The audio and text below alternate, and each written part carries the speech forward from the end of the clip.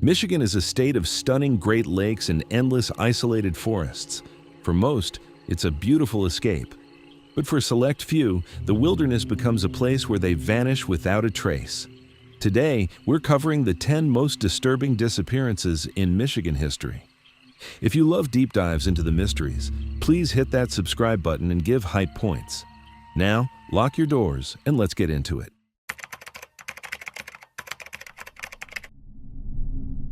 Think about the safest place in the world for a 14-year-old girl on a freezing Thursday night in February.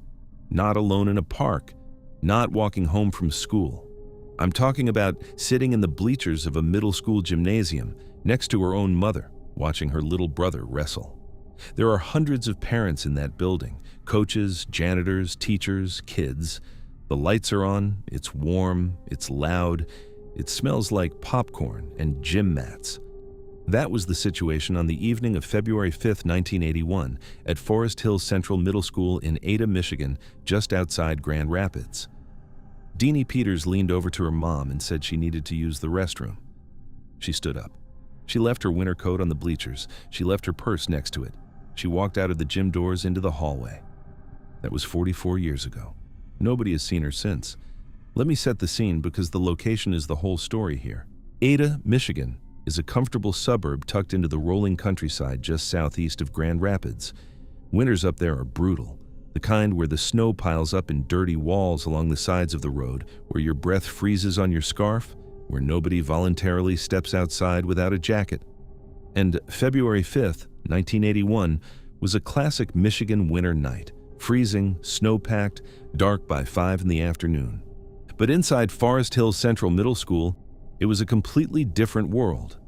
This wasn't a quiet, closed-up building. On this specific night, the school was hosting basically every kind of community event at once.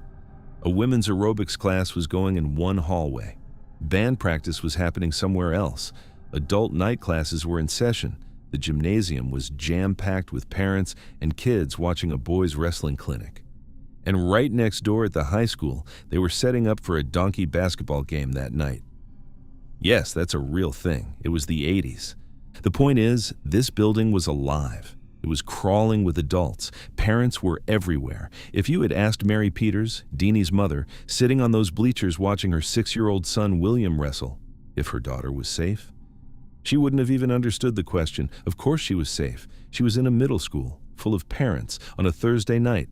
Now let me tell you about Deanie. Dean Marie Pyle Peters. Everybody called her Deanie. 14 years old, 8th grade, 5'3", about 100 pounds, brown hair, brown eyes.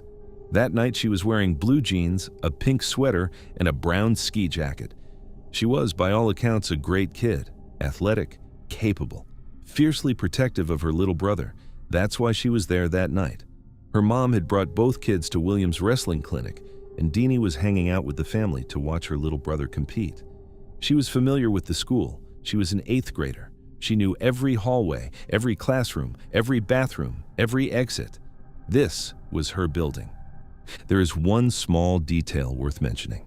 Family and classmates would later say that Deanie, in the last year or so before she vanished, had started drifting a little bit toward an older crowd. Not in a bad way exactly, just in the way that a lot of confident, socially forward kids do when they're 14 and starting to feel too grown up for junior high. She had connections that stretched a little beyond her immediate group of 8th grade friends. Remember that. It'll matter in a minute. Now, here's the timeline. And you have to pay attention, because the window here is tiny. The wrestling clinic is in full swing. It's around 5 in the afternoon. The gym is packed. Mary is on the bleachers. William is on the mat. Deanie is next to her mom watching. Then Deanie leans over. "Mom, I have to run to the bathroom. I'll be right back." She stands up. She leaves her winter coat on the bleachers. She leaves her purse next to it. She walks across the gymnasium floor, in plain view of dozens of people, pushes through the heavy gym doors and steps out into the hallway. That hallway leads directly to the restroom. And that is the last confirmed sighting of Deanie Peters on this earth. Mary doesn't panic at first. Of course she doesn't. Her 14-year-old just went to the bathroom in her own middle school. 5 minutes go by. 10. 15. Mary starts to feel a small tug of worry. Maybe she ran into some friends in the hallway. It's a busy school tonight. There are a lot of people around. She probably got sidetracked. But then 20 minutes go by, and then 30. And that small tug of worry starts to grow into something else, something a mother recognizes in her bones before her brain catches up. Mary gets up off the bleachers. She walks out of the gym. She goes to the girls' restroom. It's empty. She walks the hallways. She calls Deanie's name. She checks every classroom door. She asks students. She asks parents. She asks teachers. Nobody has seen her. The school is searched. Every hallway, every classroom, every stairwell, the maintenance rooms, the gymnasium storage, behind the bleachers, outside in the snow, every parked car in the lot. Nothing. Deanie Peters is just gone. Now, this is where it gets strange. Let's start with what the police wanted to think.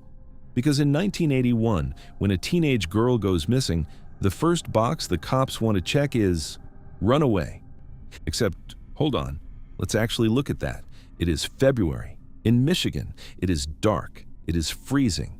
The temperature outside is dangerous. And Deanie left her winter coat sitting on the bleachers, folded next to her purse. You do not run away into a Michigan February in a pink sweater. You don't run away without your coat. You don't run away without your wallet. You don't run away without ID. You don't run away without money. You certainly don't run away into a below-freezing night with none of those things, wearing a t-shirt and a light sweater when there is nowhere to go. And there is the other question. Deanie loved her little brother. She was there specifically to watch him wrestle. She wasn't in a fight with her family. There was no crisis at home. There was no boyfriend she was sneaking off with in the middle of a wrestling match.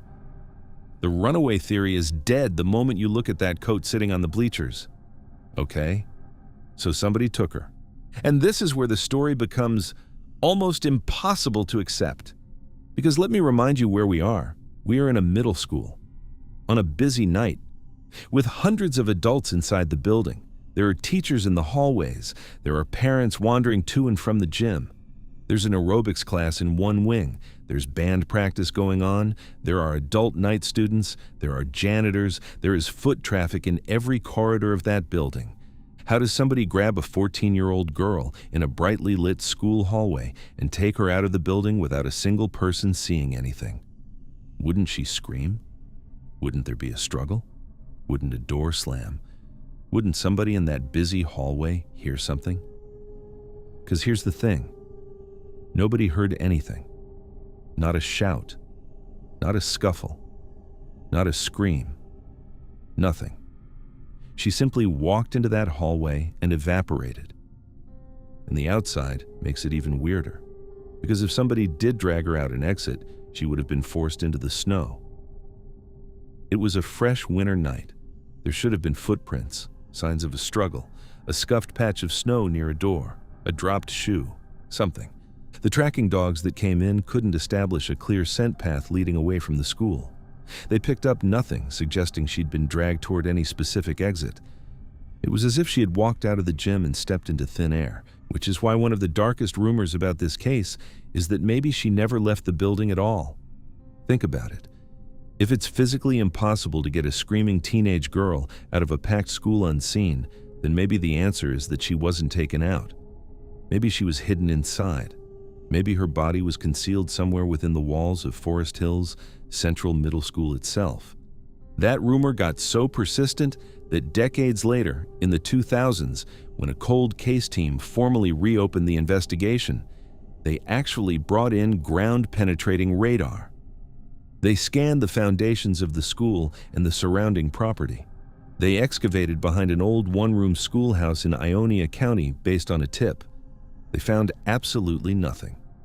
But this case has one more turn in it that most people don't know about, because for decades, investigators had a primary suspect, a man named Bruce Bunch from the town of Lowell. They focused on him for years. But in early 2008, just 4 months before the newly formed Kent County Cold Case team was going to formally re-interview him under modern investigative standards, Bruce Bunch died. Whatever he knew went with him.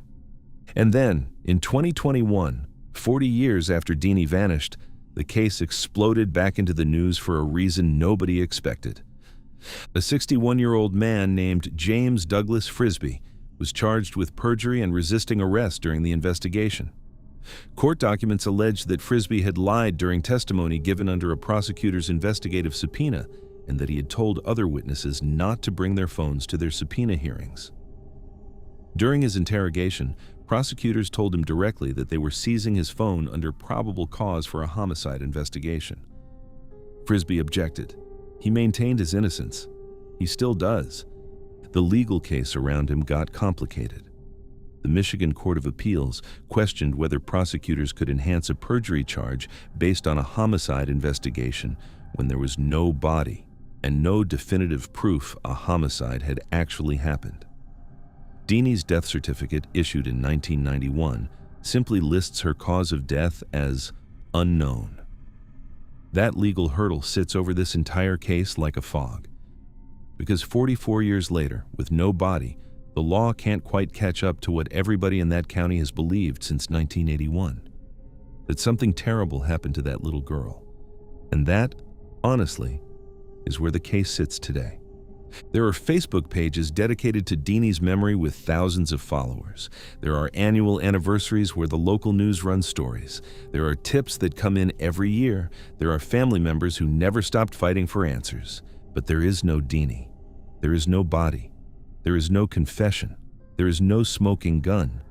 There is only that same impossible question the police were asking in the freezing hours of February 5th, 1981.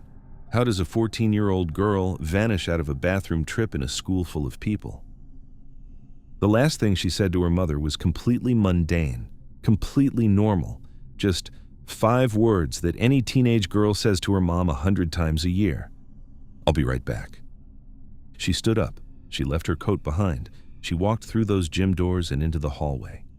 And 44 years later, the empty seat next to Mary Peters on those bleachers is still empty. The bathroom she walked toward is still there. The hallway she stepped into is still there. But Deanie Peters isn't. She never came back.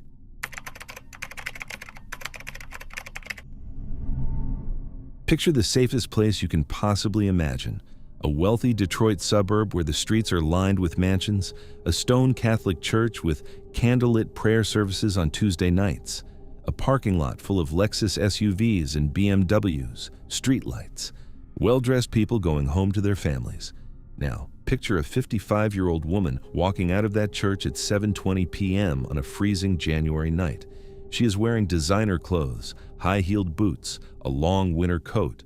3 hours later, her locked SUV is sitting alone in the parking lot with her purse still inside. And within hours, without a body, without a note, without a single witness, the local police are already knocking on her family's door, telling them she intentionally entered the water to end her life. 70 days later, her body surfaces 30 miles away in another country's waters. She has no water in her lungs. Her coat is zipped up to her neck the way she never wore it. Her car keys are in her jacket pocket.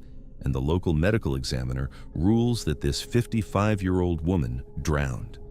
This is the case of Joanne Matouk-Roman.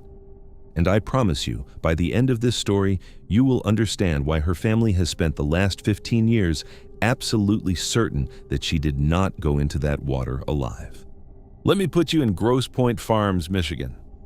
If you don't know it, Grosse Pointe Farms is one of the wealthiest, most manicured suburbs in the entire Midwest.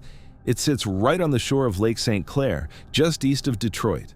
Old money, big estates, ivy on the brick. The kind of neighborhood where nothing bad is supposed to happen, where police patrol cars circle every hour, where the biggest concern in a normal week is what showed up on the Rotary Club fundraiser calendar. January 12th, 2010 was a bitterly cold Michigan night. Wind coming in off the lake. Temperature well below freezing. The lake itself was churning, half frozen at the edges, but still moving out in the open water. It gets dark early up there in January. By 5 in the afternoon, it's night. On that evening, Joanne Matouk-Roman drove her Lexus to St. Paul on the Lake Catholic Church for a scheduled evening prayer service. Joanne was 55 years old, a mother of 3, devoutly religious. She attended prayer services multiple times a week. She was meticulous about her appearance, designer clothes, jewelry, always put together. And she was, without a doubt, wealthy. The Matouk family were heirs to a multi-million-dollar wholesale wine fortune. But beneath all of that wealth and piety, Joanne's life at the time was a mess. Not because of anything she did wrong. She had recently separated from her husband. She was in the middle of a huge lawsuit over toxic black mold in a previous home. And she was locked into a decades-long, ugly inheritance battle with certain members of her extended family over the wine fortune. Now, here's a detail that matters. In the weeks leading up to that January night, Joanne was terrified. She had told her daughters and her therapist that she believed her mail was being intercepted, that her phone was tapped. She had changed the locks on her doors after getting threatening phone calls. But, and this is critical, her therapist and her family were clear on one point. Joanne had zero intention of ending her own life. She was optimistic about starting a new chapter. She had plans. What she looked like in those final weeks was not a woman spiraling toward self-destruction. She looked like a woman who thought somebody was hunting her. At 7:20 p.m., witnesses saw Joanne walk out of the church. That is the last confirmed sighting of her. She never came home. Her daughters started to get worried when she didn't answer her cell phone, and at 9:24 p.m., just about 2 hours after she left church, a Grosse Pointe Woods police officer knocked on the door of the Romaine house. He told the kids that their mother's Lexus SUV had been found abandoned in the church parking lot. And then he said something absolutely shocking. He told the family that footprints led from the parking lot down to Lake St. Clair, and that the police believed Joanne had intentionally entered the water to end her own life. The daughters were stunned. It had been maybe 2 hours. They hadn't launched a search. They hadn't dredged the water. They hadn't done any of the things you would do before you tell a family their mother took her own life. But that was the official position from that first night. Self-harm. For 70 days, that's where it stood. Joanne's family screamed, hired their own investigators, demanded another search. Nothing. The lake yielded nothing. Then, on March 20th, 2010, a group of fishermen made a grim discovery. A body floating in a channel of the Detroit River over near a town called Amersfoort, in Canadian waters. That's 30 miles from where Joanne was supposed to have walked into the lake. It was Joanne. The medical examiners on both sides of the border ruled it a drowning. The case, according to the police, was closed. Except. Now, this is where it gets strange, because when you actually walk through the physics of what the police claimed happened that night, none of it is possible. Let's start with the walk. The story from Grosse Pointe Police was this. Joanne walked out of the church. She crossed the parking lot. She crossed Lakeshore Drive. She descended a steep, icy rock embankment. She climbed over 2 seawalls made of jagged, slippery stone, and she walked into the freezing lake. Okay, hold on a second. Let's actually look at that. Joanne was wearing high-heeled boots. I need you to picture this. A 55-year-old woman in stiletto-heeled boots, in the dead of night, in January, in Michigan, on ice, successfully navigating a steep rock embankment and climbing over jagged seawalls without slipping, without breaking an ankle, without dropping to her hands and knees. More than that, the crime scene photos of the alleged footprints leading to the water actually show broad, flat impressions, not the deep, pointed puncture marks that a stiletto heel would leave in the snow. Stilettos in snow act like ice picks. They punch through. But the prints in these photos are flat, broad, wrong. And there are no return footprints. There are no confused, wandering footprints. There are no signs of a struggle. Just clean, tidy, allegedly one-way tracks that don't match the shoes on the woman they say made them.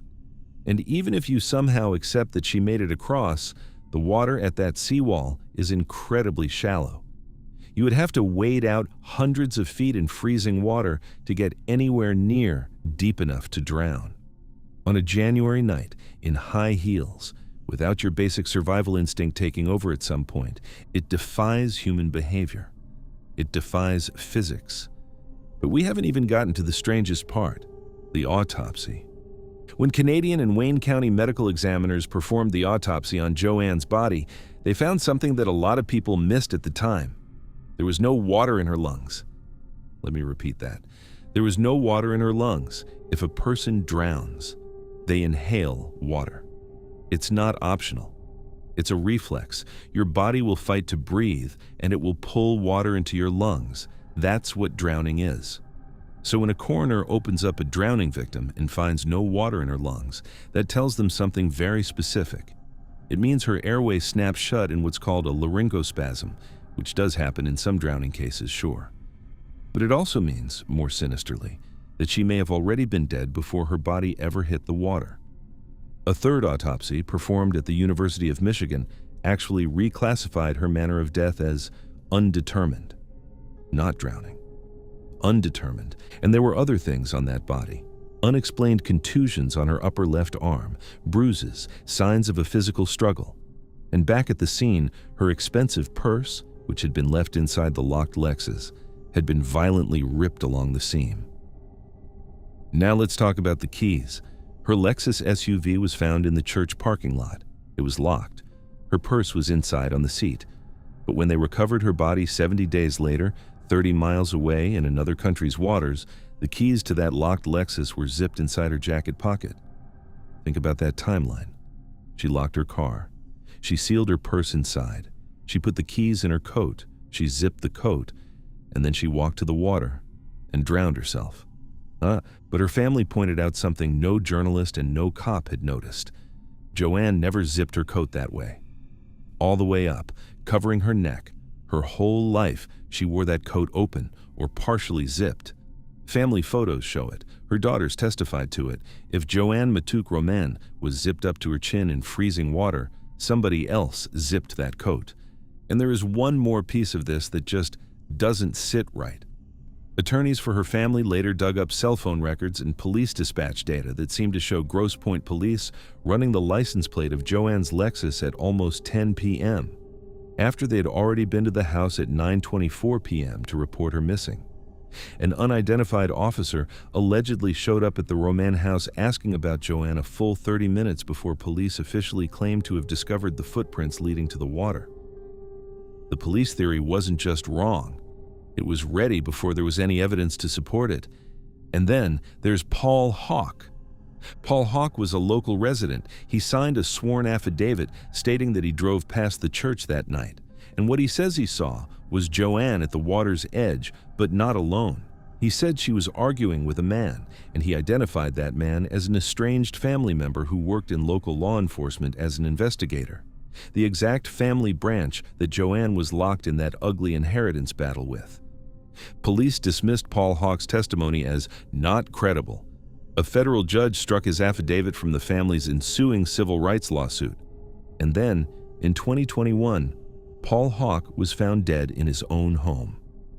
Cause of death, officially, was ruled undetermined. The family fought for years.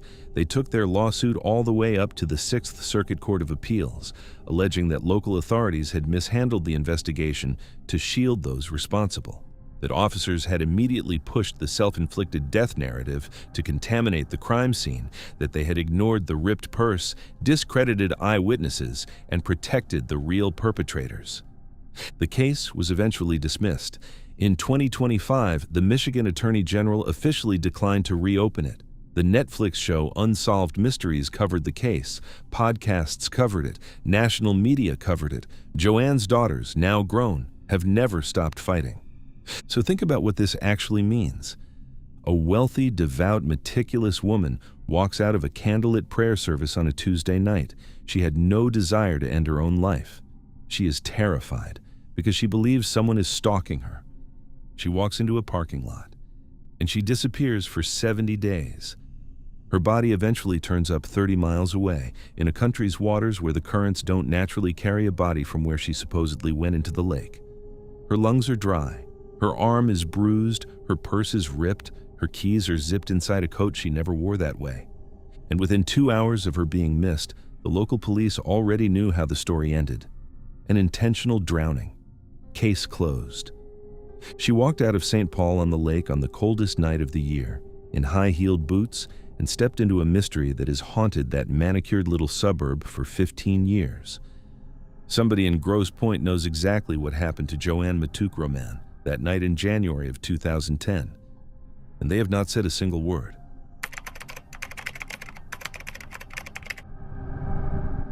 Imagine this. You are a police officer in Livonia, Michigan. It is December 11th, 1994.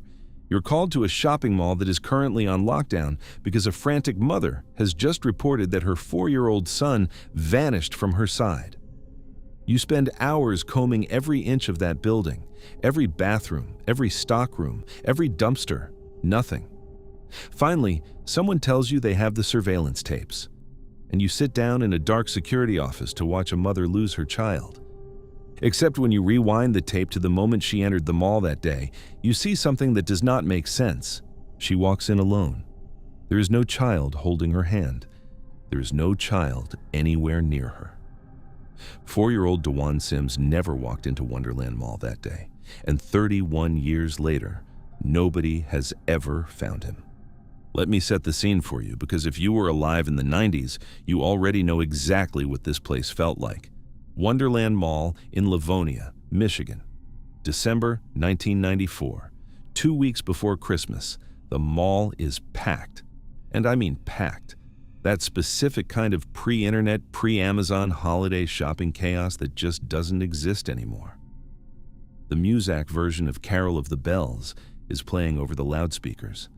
There's a Santa's village set up in the middle of the food court.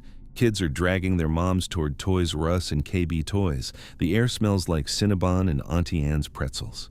Somewhere a Radio Shack employee is demonstrating a boombox. It's loud, it's bright, it's crowded. It is the single most surveilled, most populated, most watched space in any suburb in America. And somewhere in that mall, a 4-year-old boy in a blue winter jacket and low-top Fila sneakers was supposedly walking down the main concourse holding his mother's hand. His name was Dewan Christian Sims. He was 4 years old. His favorite show in the world was Mighty Morphin Power Rangers. He was small, energetic, dependent on his mother, a completely normal little kid at a completely normal age. His mother's name was Dwana Harris, and what she told police that afternoon was every parent's absolute worst nightmare. She said they were walking down the corridor between Target and the main mall. It was around 2:30 in the afternoon. She'd been holding his hand. She turned her head. Just for a second, she looked away, and when she looked back, Dewan was gone. Just like that. She started calling his name. She said she searched frantically for a full hour, running through crowds, checking stores, calling out for her son. And then, at around 3:30 in the afternoon, she flagged down mall security and told them her son had disappeared. Mall security did exactly what mall security is trained to do. They locked the place down, every exit sealed, every door watched, nobody in, nobody out. And they called Livonia police. Cops flooded that mall. K-9 units were brought in. Officers went store to store, room to room. They searched behind counters. They searched inside stock rooms. They searched utility corridors that most shoppers didn't even know existed. They went out to the parking lot and started sweeping cars. Nothing. The search expanded. They went out to Rouge Park in Detroit. They dragged bodies of water. They went through neighborhoods. They put out an all-points bulletin. A 4-year-old boy in a blue winter jacket and Fila sneakers. Please. Anywhere. And the entire time, this poor mother is standing there, allegedly in a state of complete panic and devastation. Except, now, this is where it gets strange. Because the police did what you would do. They asked mall security for the surveillance tapes. Wonderland Mall was a big, modern 90s shopping center. It had cameras on every entrance, every major intersection of the concourse, fixed cameras watching every door. If a stranger had grabbed Dewan and hustled him out an exit, they would have it on tape. If Dewan had wandered off into a store, they would have it on tape. So they sat down in the security room. And they started with the moment Dwana said the two of them walked into the mall together. And here is where the entire case falls apart. Because when the officers watched the footage of Dwana entering Wonderland Mall that afternoon, they saw her, clear as day, walking through the entrance doors, alone. There was no child with her. Dewan was not holding her hand. Dewan was not walking behind her. Dewan was not being carried. Dewan was not in a stroller. Dewan was not anywhere in the frame. He never walked into that mall. And then the officers did what any good investigator would do. They checked every camera, every entrance, every angle. Because maybe, just maybe, they'd come in through a different door. Maybe he was with someone else and got separated on the way in. Nothing. There was not a single frame of footage of Dewan Sims inside Wonderland Mall that day. Not one. Hold on a second, let's look at that again. Because if you're telling me a 4-year-old boy vanished from the middle of a busy shopping mall, I need you to first show me evidence that a 4-year-old boy was ever in the shopping mall. And the cameras, the same cameras that captured the mother, that captured hundreds of other shoppers, that captured everything that day, did not capture him. Not once. So let's start pulling on that thread. Dwana claimed she searched frantically for a full hour before flagging down security. A packed mall. 2 weeks before Christmas, hundreds and hundreds of shoppers, a panicked mother running around calling her son's name. You would think somebody would remember that. Not a single witness came forward, not one shopper, not one clerk, not one Santa's helper, not one KB Toys employee. Nobody remembered seeing a distressed woman searching for a little boy. Nobody remembered hearing a mother screaming, "Dewan," through the concourse. In a mall full of families with young kids, not one person noticed the woman having a full-blown crisis about a missing 4-year-old. Because it didn't happen. And then it gets worse. Livonia police brought in tracking dogs. Now, K9 units are trained to pick up a scent from a piece of clothing or an object belonging to the missing person and follow that scent through whatever environment they're placed in. They were given something of Dewan's. They were walked all through Wonderland Mall. The dogs got nothing. No scent trail inside the mall. No scent trail in the parking lot. No scent trail leading out any exit. It was as if he had never been there. Because, you're following me here, he had never been there. And then there's the polygraphs. Now, I always want to be careful when I bring up polygraphs, because they are not admissible in court and they're not scientifically bulletproof. But they are a tool investigators use. And in this case, Dwana took 2 polygraph exams administered by law enforcement. She failed both of them. Dewan's biological father also took one. He passed. The math is starting to line up in only one direction. Now let's talk about the 24 hours before Dwana walked into that mall. Because this is where the story gets even more troubling. The night before the disappearance, on December 10th, Dwana took Dewan to a hair salon. Later that evening, according to her own account, she went through a sudden, bitter breakup with her boyfriend at the time, a man named Victor Jackson. The next morning, she picked Dewan up from a family friend. And then, according to Dwana, she spent the next several hours at a laundromat, 5 loads of laundry. Then, she drove to Wonderland Mall. That's her timeline. From the moment she picked him up in the morning to the moment she walked into the mall alone that afternoon, there is a gap. A window of hours in which the only person who was with Dewan Sims was his mother. And at the end of that window, one of them walks into a mall and the other one never does. So let's talk about the theories. Because there really is only one theory that fits the evidence, but I want to work through the alternatives with you so you can see how they collapse. Theory 1. A stranger snatched Dewan somewhere else during the day, and Dwana went to the mall to report it. But then why the elaborate story about him vanishing from the mall itself? Why not just call police from wherever it happened? Why manufacture a completely fake location? Theory 2. He wandered off. Maybe he slipped his hand out of hers in the parking lot and got into a stranger's car. But the cameras don't show them arriving together. They don't show him in the parking lot. They don't show him anywhere. Theory 3. And this is what investigators strongly suspect, that Dewan Sims was killed, accidentally or intentionally, sometime before Dwana ever drove to Wonderland Mall. That the mall was chosen not because it was where he disappeared, but because it was the perfect stage. A crowded, chaotic public space with thousands of witnesses and hundreds of cameras, the exact kind of environment that seems to guarantee any story you tell will be believed because it's overwhelming and everyone knows what a nightmare it would be to lose a child there. The theory is that Dwana used the mall as a decoy. She got rid of Dewan somewhere in that gap in the timeline, the laundromat hours, the morning drive.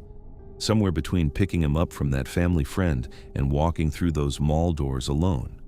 And then she walked into Wonderland Mall to create a witnessed, time-stamped, camera-recorded event that would give her a false alibi for a crime that had already happened. And that's where the case has sat for 3 decades. Livonia police did not walk away.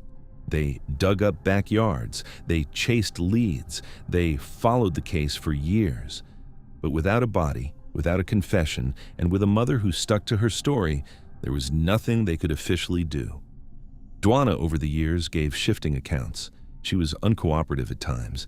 She eventually married Victor Jackson, the boyfriend she supposedly had that bitter breakup with the night before Dewan vanished. She changed her last name.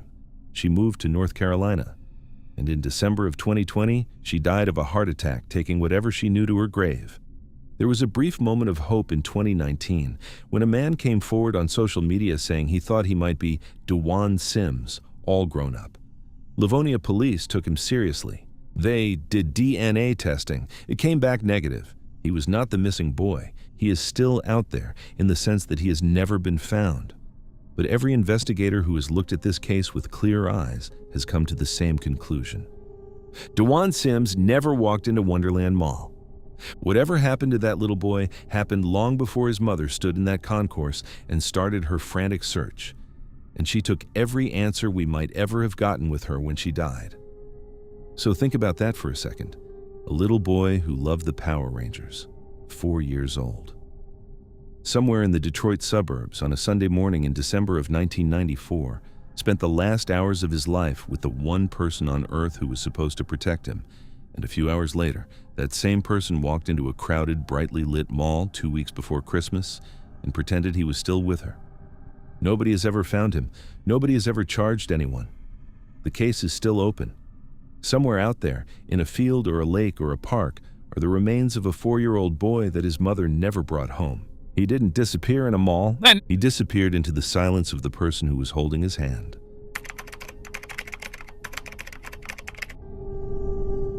A small green and white plane takes off from an airport in Macomb County, Michigan on the morning of the 4th of July, 1977. 2 people on board, a husband and wife, a pilot with over 2 decades of experience. A short flight, about 180 miles north, to a little private airstrip in the middle of the woods. The pilot has flown this route before. His son is waiting for them at the destination with a car. It's the most ordinary summer flight in America. The plane never lands. No distress call, no emergency signal, no wreckage, no oil slick, no smoke plume, no survivors, no bodies. Just gone. 49 years later, John and Jean Block and their entire Cessna 150 remain missing. Not one bolt, not one rivet, not one shard of glass. Somewhere in the Michigan sky on America's 201st birthday, a small aircraft simply dissolved. This is one of those cases that starts small and quiet and slowly turns your stomach the more you learn. Let me put you back in July of 1977. America was celebrating its birthday. The bicentennial had been the year before, but the country was still riding that patriotic high. Small towns had parades, backyards had barbecues, every corner store had flags in the window. Michigan in early July is picture perfect. Long green afternoons, warm evenings, the kind of blue sky that goes on forever. And John Block, 57 years old, and his wife Jean, 58, were doing exactly what a lot of Michigan couples did on a 4th of July weekend. They were flying up north to visit family. Their destination was a place called Lost Creek Sky Ranch in a tiny town called Luzerne in the northern part of the state. It's not a commercial airport. It's basically a private grass strip out in the woods where hobby pilots land their small planes for a weekend getaway. Their son, John Jr., lived up there. The plan was simple: fly up, land, spend the weekend, fly back. The aircraft was a 1969 Cessna 150. Tail number N50935. It was painted green and white with bright international orange wingtips. Those tips are specifically designed to be visible from the air in case of a search and rescue. This was not a plane meant to disappear. John Block was an experienced pilot, 23 years of flight time. This was not some weekend hobbyist who'd just gotten his license. This was a man who knew that Cessna and knew the state of Michigan from the air. But, and I have to give you this detail because it will matter, John had one specific limitation.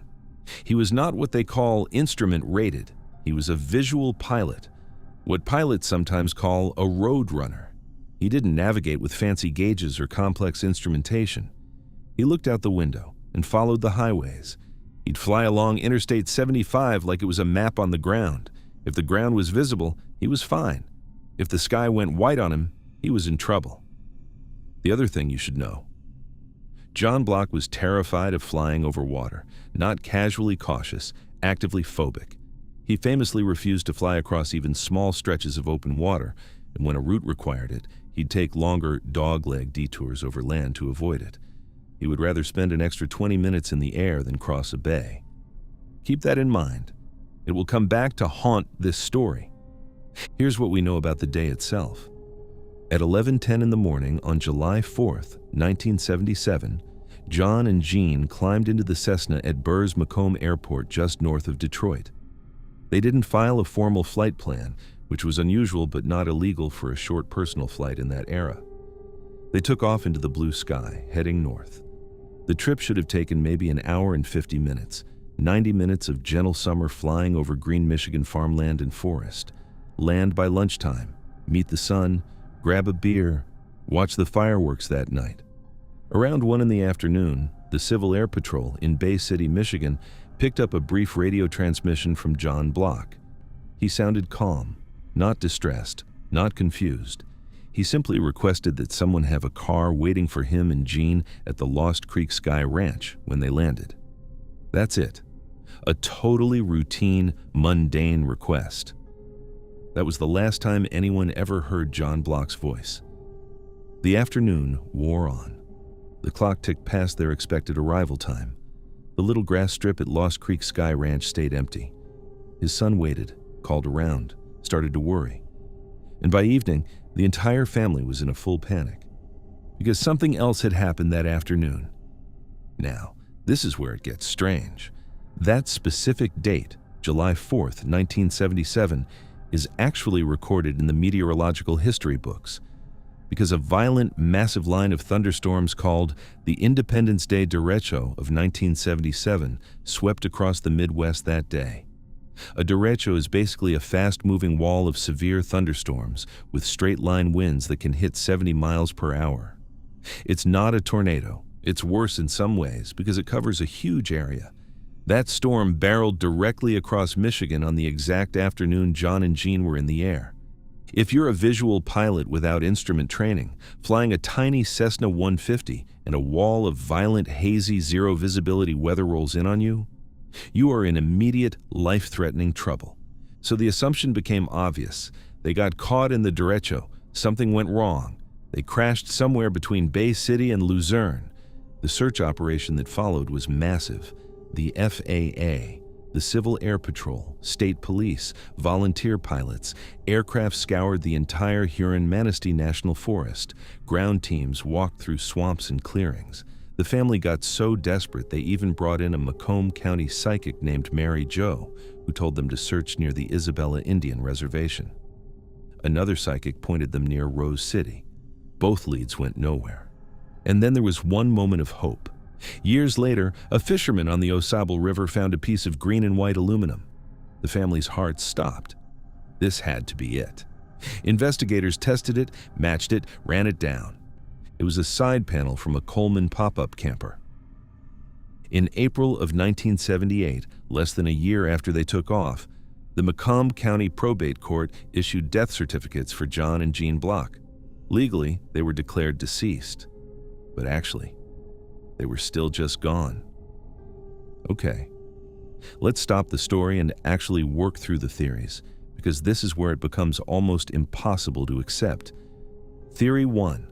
The plane crashed into the forest. This is the official assumption. They got caught in the derecho. John lost visibility. The plane went down into the dense Huron-Manistee National Forest. But hold on a second. Let's look at that. When a small aircraft hits a forest, it doesn't gently disappear into the leaves. It snaps trees. It shears branches. It leaves a scar in the canopy that you can see from an airplane above. That's what search and rescue pilots are trained to look for. A gash in the green. Broken timber. A gap that wasn't there before. Nothing like that was ever found in the immediate search. In 1977. Fine. Maybe they missed it from the air. But now think about the 4.5 decades since. Every single autumn, for nearly 50 straight years, thousands of deer hunters have walked through those Michigan woods. Loggers have cut timber, surveyors have mapped it, hikers have explored it, backpackers have camped in it, foresters have thinned it. In 50 years of continuous human activity in those woods, not a single hunter, not a single logger, not a single hiker has ever stumbled across a green and white aluminum wreck with orange wingtips. Not a propeller, not a piece of a wing, not a shred of clothing, not a bone. And here's the thing. The Cessna was made of aluminum. Aluminum doesn't rust. It doesn't degrade in a rain shower. It sits there for decades, bright and reflective, waiting to be found. But nobody has ever found it. Okay, theory 2, water crash. Maybe they went down in Lake Huron or in Saginaw Bay, but look at a map. Their route from Macomb County to Luzerne was almost entirely over land. To crash in deep open water, they would have to be badly off course, and even a water crash usually leaves floating debris, an oil slick, a seat cushion, a life jacket, something. But there is one detail that makes the water theory both plausible and completely terrifying. Remember what I told you earlier? John Block was afraid of water. He would go out of his way to avoid flying over it. The prevailing theory among a lot of experienced pilots who've looked at this case is that John got caught in the leading edge of the derecho. The sky went white. He lost visual reference to the ground. And a pilot with no instrument training, in the middle of zero visibility weather, doesn't know he's turning until it's too late. It's called spatial disorientation. Your inner ear starts to lie to you. You think you're flying straight when you're actually banking. And then you start what pilots call a graveyard spiral, a slow, unrecoverable descent. The theory is that John, in a total whiteout, may have accidentally flown out over Saginaw Bay, the exact open water he'd spent his entire flying career refusing to cross, and crashed straight into it, sinking that aluminum plane, and both of them, beneath the waves. But even that doesn't quite explain everything, because there's one more baffling piece of this puzzle. During the search, a pilot came forward with a bizarre report. He said he had positively identified John and Jean from photographs as a couple who had landed at Fitch H. Beach Airport in Charlotte, Michigan that day.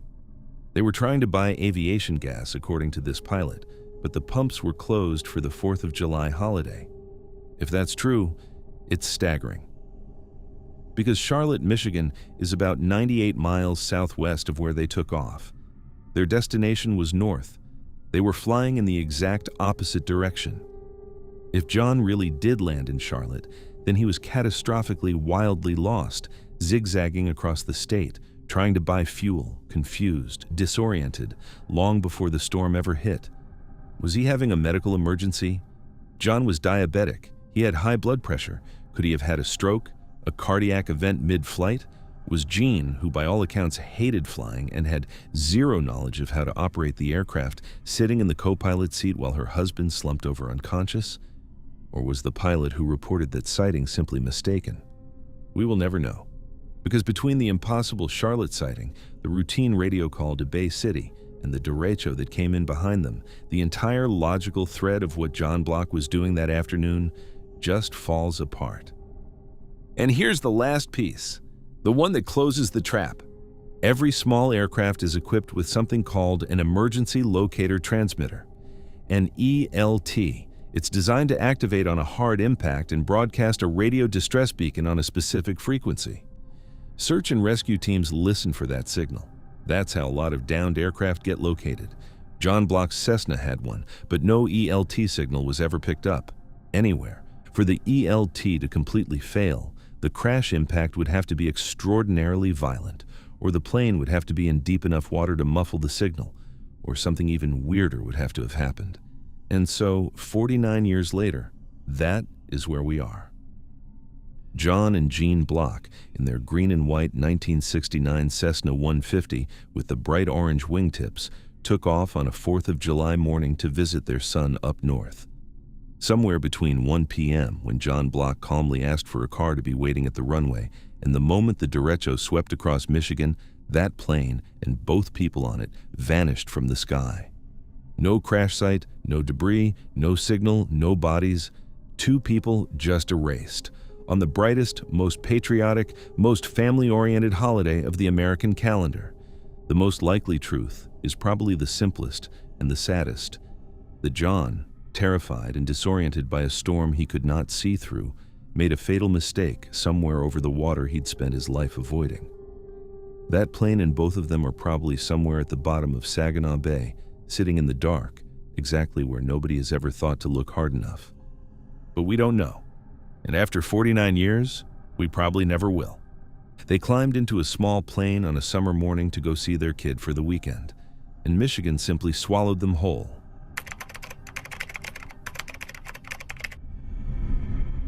Picture this: a silver Oldsmobile sitting on the shoulder of a major American interstate, engine running, headlights on, radio playing softly.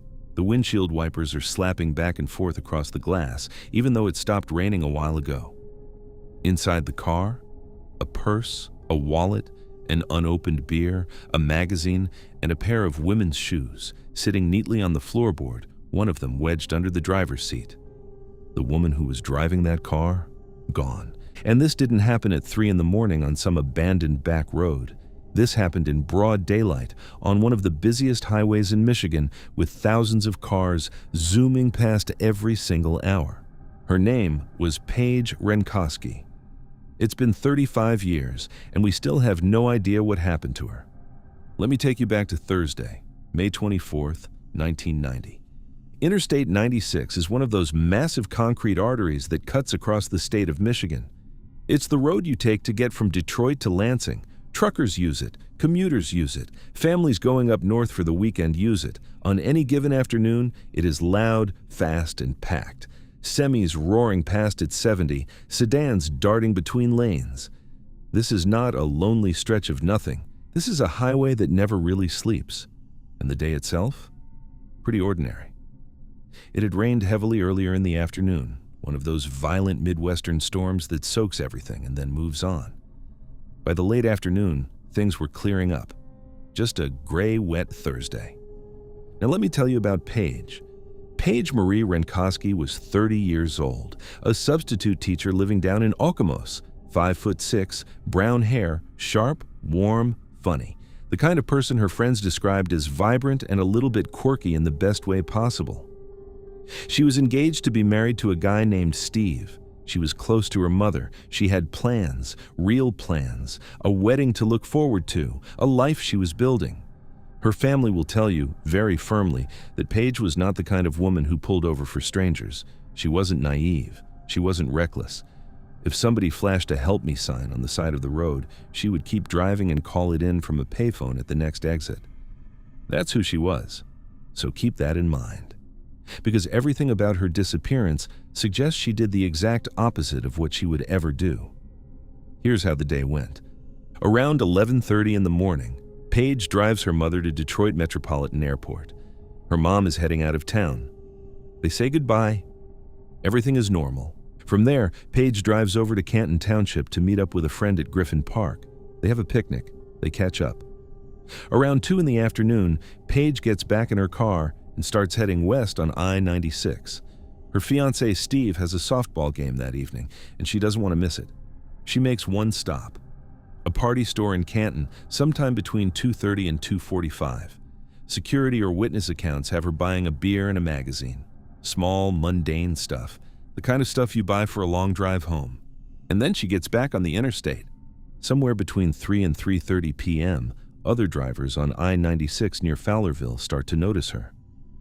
A silver Oldsmobile Cutlass Calais pulled off onto the shoulder. Paige is standing outside the car, and she's not alone. Witnesses reported seeing her talking to one, possibly 2 men. There was a maroon or burgundy minivan pulled over nearby. And one witness, someone who thought about this moment for years afterward, said something that will stick with you. They said Paige looked upset, and the man she was speaking to had his hand on her shoulder, not in a friendly way, not in a comforting way, in a way that made this witness uneasy enough to remember it decades later. But nobody stopped. Because nobody stops on I-96, you're doing 70 miles an hour. You glance over, you see something, and it's gone. It becomes a half-formed thought you can't quite piece together until you hear about the missing woman on the news.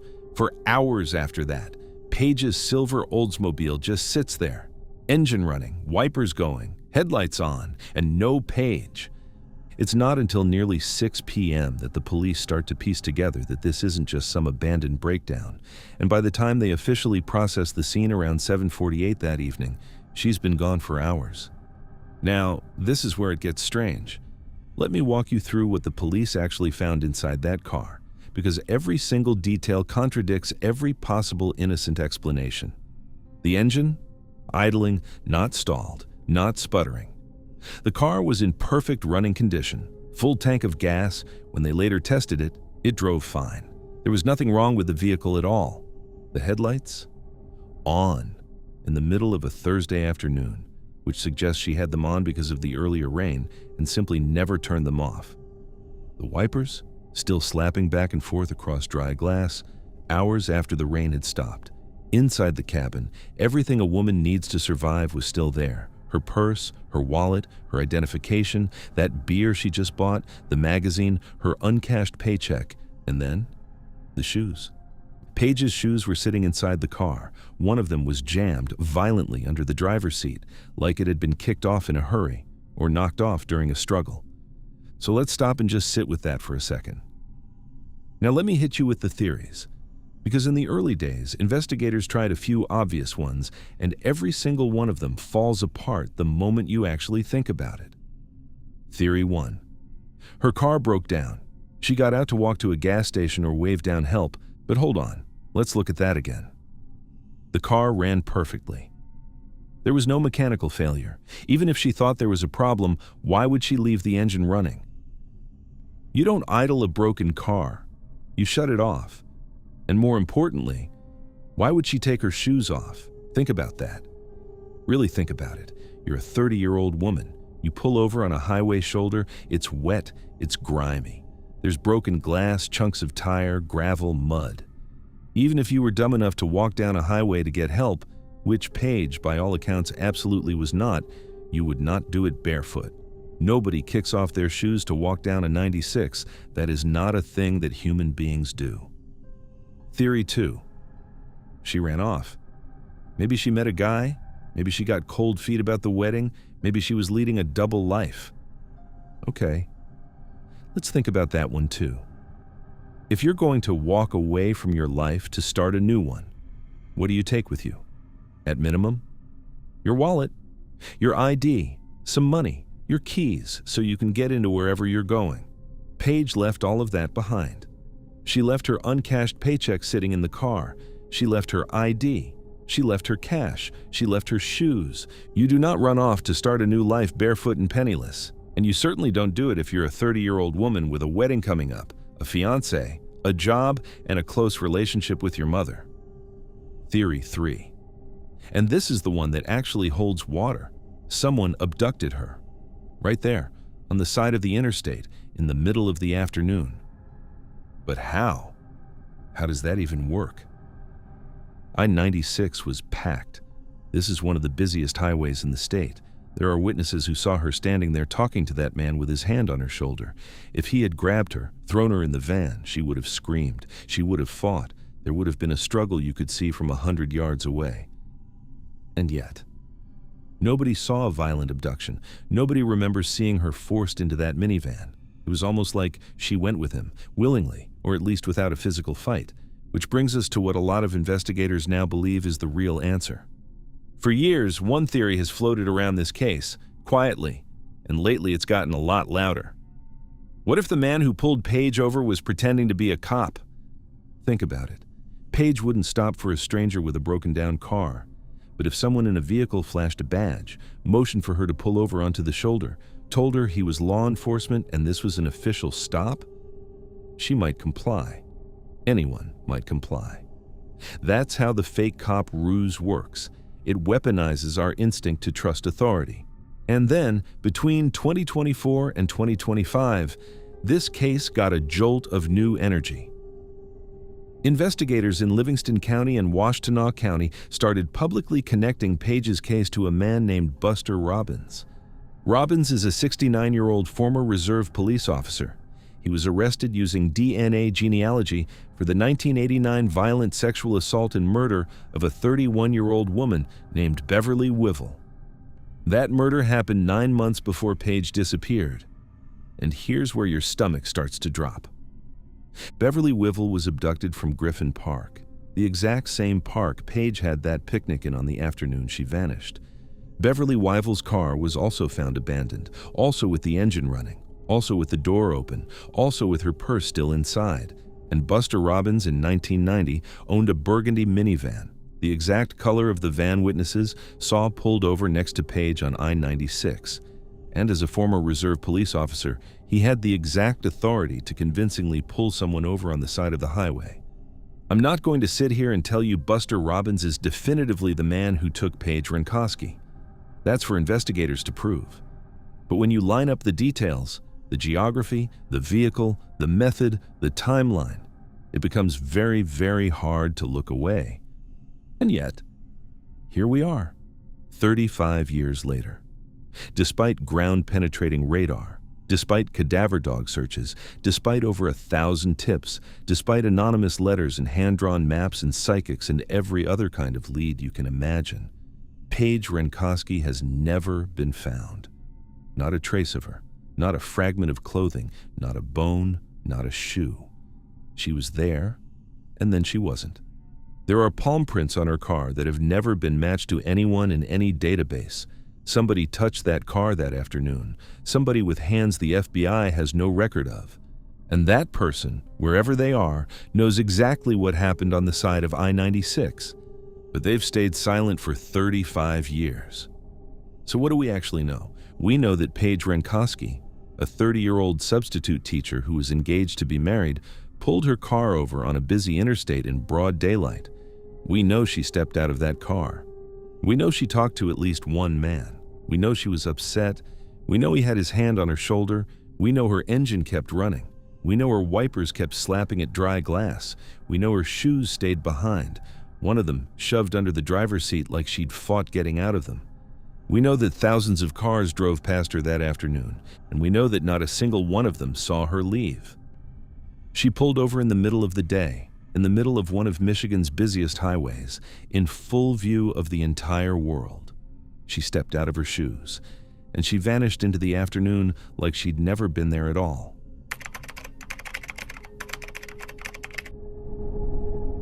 A 12-year-old boy walks out of his house on a freezing February evening in Michigan. He's wearing a bright aqua and purple Charlotte Hornets basketball jacket. He's taking his 2 dogs, a big German Shepherd mix and a Chow mix, for a walk around the block like he does all the time. He waves to his mom, says he'll be home for dinner, steps into the slush and the fog and the biting winter dark. A couple of days later, the dogs come back.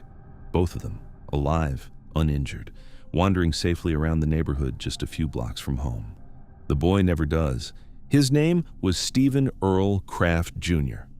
And 24 years later, this case is still one of the most disturbing unsolved disappearances in the state of Michigan. Because if you sit down and try to work out how it could have happened, the math just doesn't add up. Let me put you in Benton Township, Michigan, on the night of February 15, 2001. Benton Township is a working-class community on the west side of the state, not too far from the shore of Lake Michigan.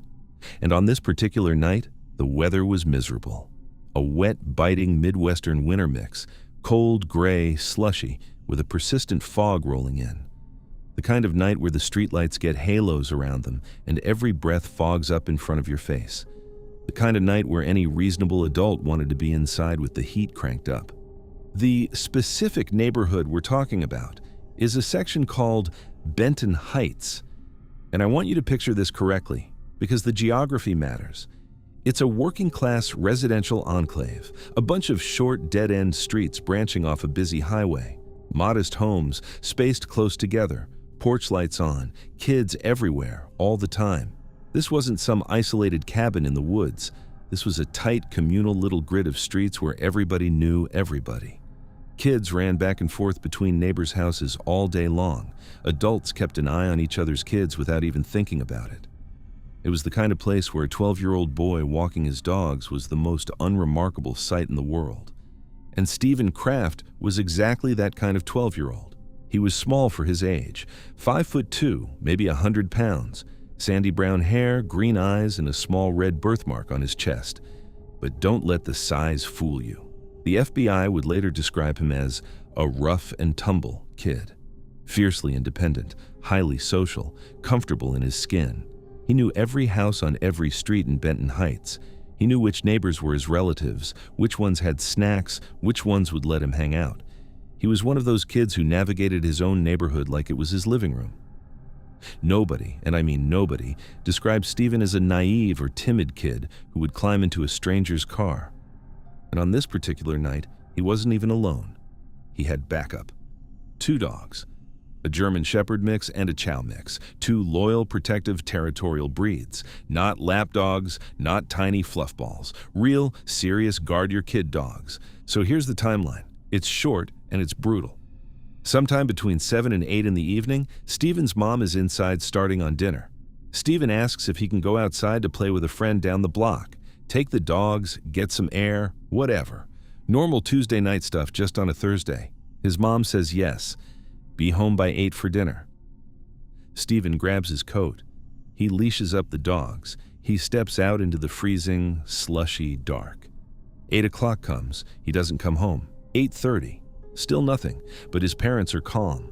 Their kid is probably at a friend's house down the block. It happens. He lost track of time. It's fine. 9 o'clock. Now they're getting concerned. His mom throws on a coat, starts walking the block, knocking on doors. Have you seen Stephen? Did he come by here? Nobody has seen him. 10 o'clock, 11 o'clock, midnight. The parents are now going door to door across the entire neighborhood, every house in Benton Heights that they know of. Nothing. It's below freezing. Their 12-year-old son is out somewhere in a wet snow and slush winter storm, and they cannot find him. Finally, at 1 in the morning, they call the police. Now, this is where it gets strange. Because when Benton Township police roll up, they immediately do what you would expect. They start canvassing. They pull in more units. Within days, this becomes a full-scale FBI investigation, treated from the start as an endangered child kidnapping. Dive teams show up, cadaver dogs, K9 tracking units. They drag ponds. They search frozen lakes. They comb the small stretches of dense woods that Stephen was known to frequent as a kid. They go door to door through the neighborhood. They interview every registered sex offender in the radius, and they find nothing. Not a torn scrap of that bright aqua Charlotte Hornets jacket, not a boot print heading off into the woods, not a drop of blood in the snow, not a single reliable witness. In a neighborhood where everybody knew Stephen by sight, nobody saw him get into a car. Nobody saw a struggle. Nobody heard dogs going insane at some strange vehicle. And then a couple of days later, the strangest detail of the entire case surfaces. The dogs come home, not both at the same time. One of the dogs finds its way back to the family's home on Holly Drive on its own. The other one is discovered several blocks away, just wandering around a neighbor's yard, calm as could be. Both dogs are alive. Both dogs are unharmed. Neither dog appears to have been through some kind of horrific trauma. They just show back up. In the neighborhood, like they'd been out on an unusually long walk. But there is no Stephen. Now let's stop the story right here and actually think about this. Because this is where every single theory in this case starts to fall apart. Let's take the elements theory first. Some people speculated early on that Stephen maybe got disoriented in the dark and the fog, wandered off into the woods, and succumbed to the freezing temperatures. 12-year-old boy, cold night, slushy footing, it happens. But let's look at the actual environment. It had been snowing off and on. There was slush on the streets and fresh powder in the yards. Snow, if you think about it, is basically the world's best forensic canvas. If a 12-year-old boy walks into the woods, he leaves footprints. If 2 dogs walk with him, they leave paw prints. There should be tracks. A clear, undeniable trail leading into the wilderness. There were no tracks. Searchers actually did find a set of footprints they believed belonged to Stephen. But here's the terrifying detail. The prints started at his home on Holly Drive. And then, they just stopped. They didn't lead to a friend's house. They didn't lead into the woods. They didn't lead to a park. They just stopped. In the snow. In the middle of the neighborhood, as if the boy had been lifted straight up off the ground or stepped through a doorway that closed behind him. Okay, next theory. Runaway. A 12-year-old boy runs away from home in February in Michigan, wearing a basketball jacket, no money, no food, no backpack, no plan. And he takes the family dogs with him. Where's he going? Where's he sleeping? How's he eating? What's a 12-year-old boy doing with two large dogs in the middle of freezing rural Michigan in the middle of February? And more importantly, if he ran away, why did the dogs come back? Alone, unharmed, in the neighborhood, 2 days later. If he took them with him on some kind of grand escape, they wouldn't be showing up healthy and calm on a neighbor's lawn a few blocks from where he lived. That's not how running away works. The runaway theory is dead. Which leaves you with one option: abduction. But hold on a second. Let's actually look at that. Because this is where the case turns from a mystery into something almost impossible. Stephen wasn't alone. Stephen was walking a German Shepherd mix and a Chow mix. If you know anything about these breeds, you know they are protective. They are loyal. They bark at anything that feels off. They will absolutely fight for the humans they love. Now, picture this scene. A stranger pulls up in a car on a residential street in Benton Heights. The stranger tries to open a door and drag a 12-year-old boy, a rough-and-tumble kid who knows this neighborhood cold, into a vehicle. What are those dogs doing? They are not sitting there quietly. They are lunging. They are barking. They are biting. There is a massive, loud, uncontrolled scene happening in the middle of a residential street. Doors would fly open on porches up and down the block. Someone would look out a window. Somebody would come running. This is not a subtle crime. And even if you accept that somehow, an abductor managed to grab Stephen without the dogs tearing him apart, what happens to the dogs? Are they left barking on the street? Would the neighborhood really not have heard that? Which brings you to the weirdest, most disturbing wrinkle in this whole case. The dogs came back. Locally. Not from another county, not from some distant field, from the neighborhood itself, a few blocks from home. That tells investigators something specific. It suggests that whoever took Stephen either lured him, with the dogs, into a house or a garage or a vehicle, kept the dogs somewhere nearby, and then eventually let them go a couple of days later. Or that Stephen was intercepted somewhere very, very close to home, and the dogs escaped local containment. Either way, this points to a local. Somebody familiar, somebody who knew this neighborhood, somebody Stephen knew, a face he recognized, not a stranger cruising through in a van, not some out-of-state predator, somebody from the block. That is the theory investigators strongly favor. That whoever took Stephen Kraft was a person Stephen trusted enough to walk up to. Because the only way you disarm two protective dogs is if the human they belong to doesn't perceive a threat. And the only way Stephen doesn't perceive a threat is if the person is a familiar face. And so the search went on for years, and nothing ever surfaced. Age-progressed photos of what Stephen might look like as a teenager, and then as a young man, and then as a grown adult, went out to the FBI website. Podcasts covered the case, documentaries were made, thousands of tips came in. The family kept the case in front of every camera they could find. Nothing ever came of it. Not a body, not a witness, not a confession, not a shred of physical evidence. In one final grim detail, the house that Stephen grew up in, the one on Holly Drive where he stepped out that freezing February evening, has since been demolished. The land was cleared for a runway expansion at a local airport. The physical starting point of the mystery has literally been erased from the earth, and both of Stephen's parents passed away shortly after the 20th anniversary of his disappearance, without ever knowing what happened to their son. His sister has carried the fight on alone. So where does that leave us? Somewhere in Benton Township, Michigan, on the night of February 15, 2001, a 12-year-old boy in a Charlotte Hornets jacket walked his two dogs down a familiar street, on a familiar block, in a familiar neighborhood. He was surrounded by people who knew his name. He was surrounded by dogs who would have died to protect him. He was doing the most ordinary thing a kid can do, and in a span of maybe 45 minutes, something happened that was quiet enough to leave no trace, controlled enough to spare 2 protective dogs, and confident enough to happen inside the boundaries of a tight-knit neighborhood without a single witness noticing. The footprints stopped in the snow.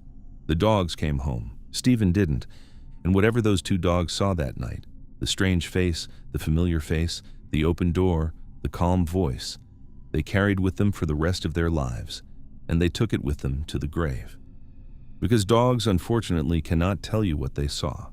And that, 24 years later, is where the case of Stephen Earl Kraft Jr. still sits, in a freezing winter fog, somewhere between his front porch and the corner of the block, somewhere in the silence between 2 loyal dogs and 1 missing boy.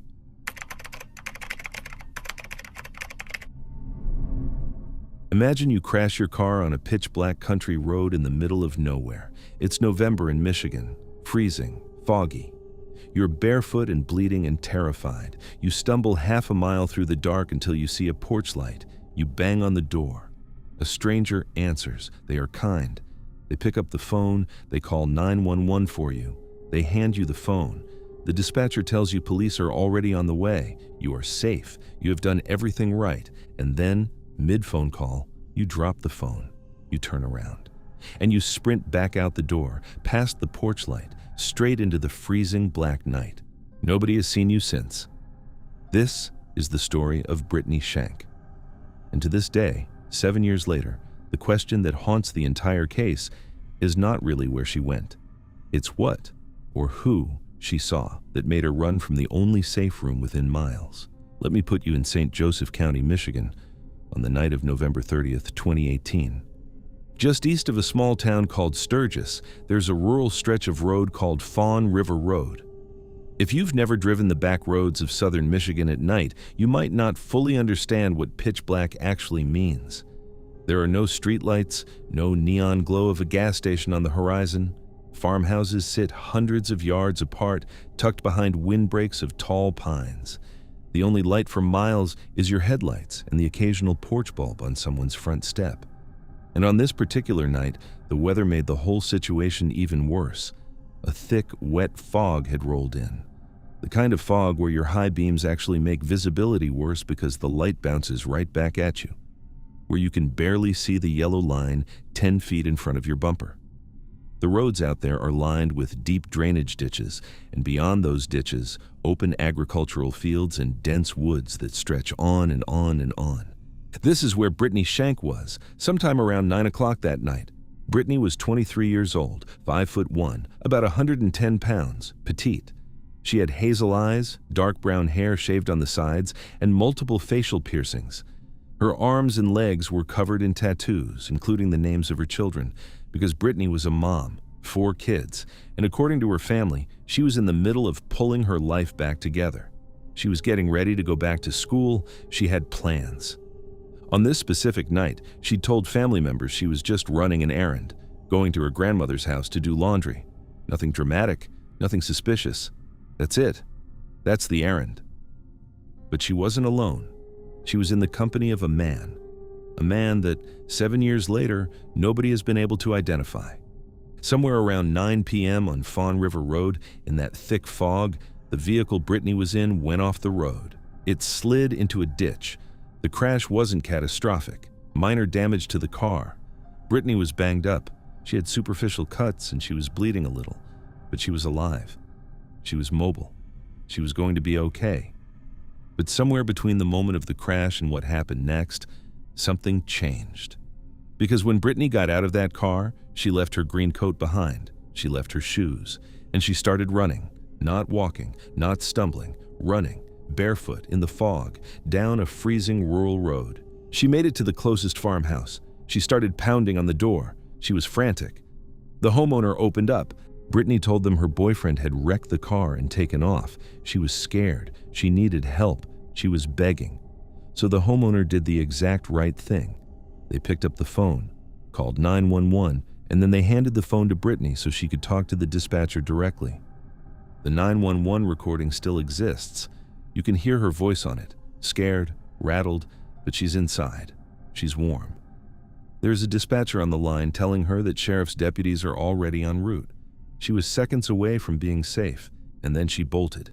Right there, mid-call, Brittany suddenly turned, ran out of the house, and disappeared into the freezing fog.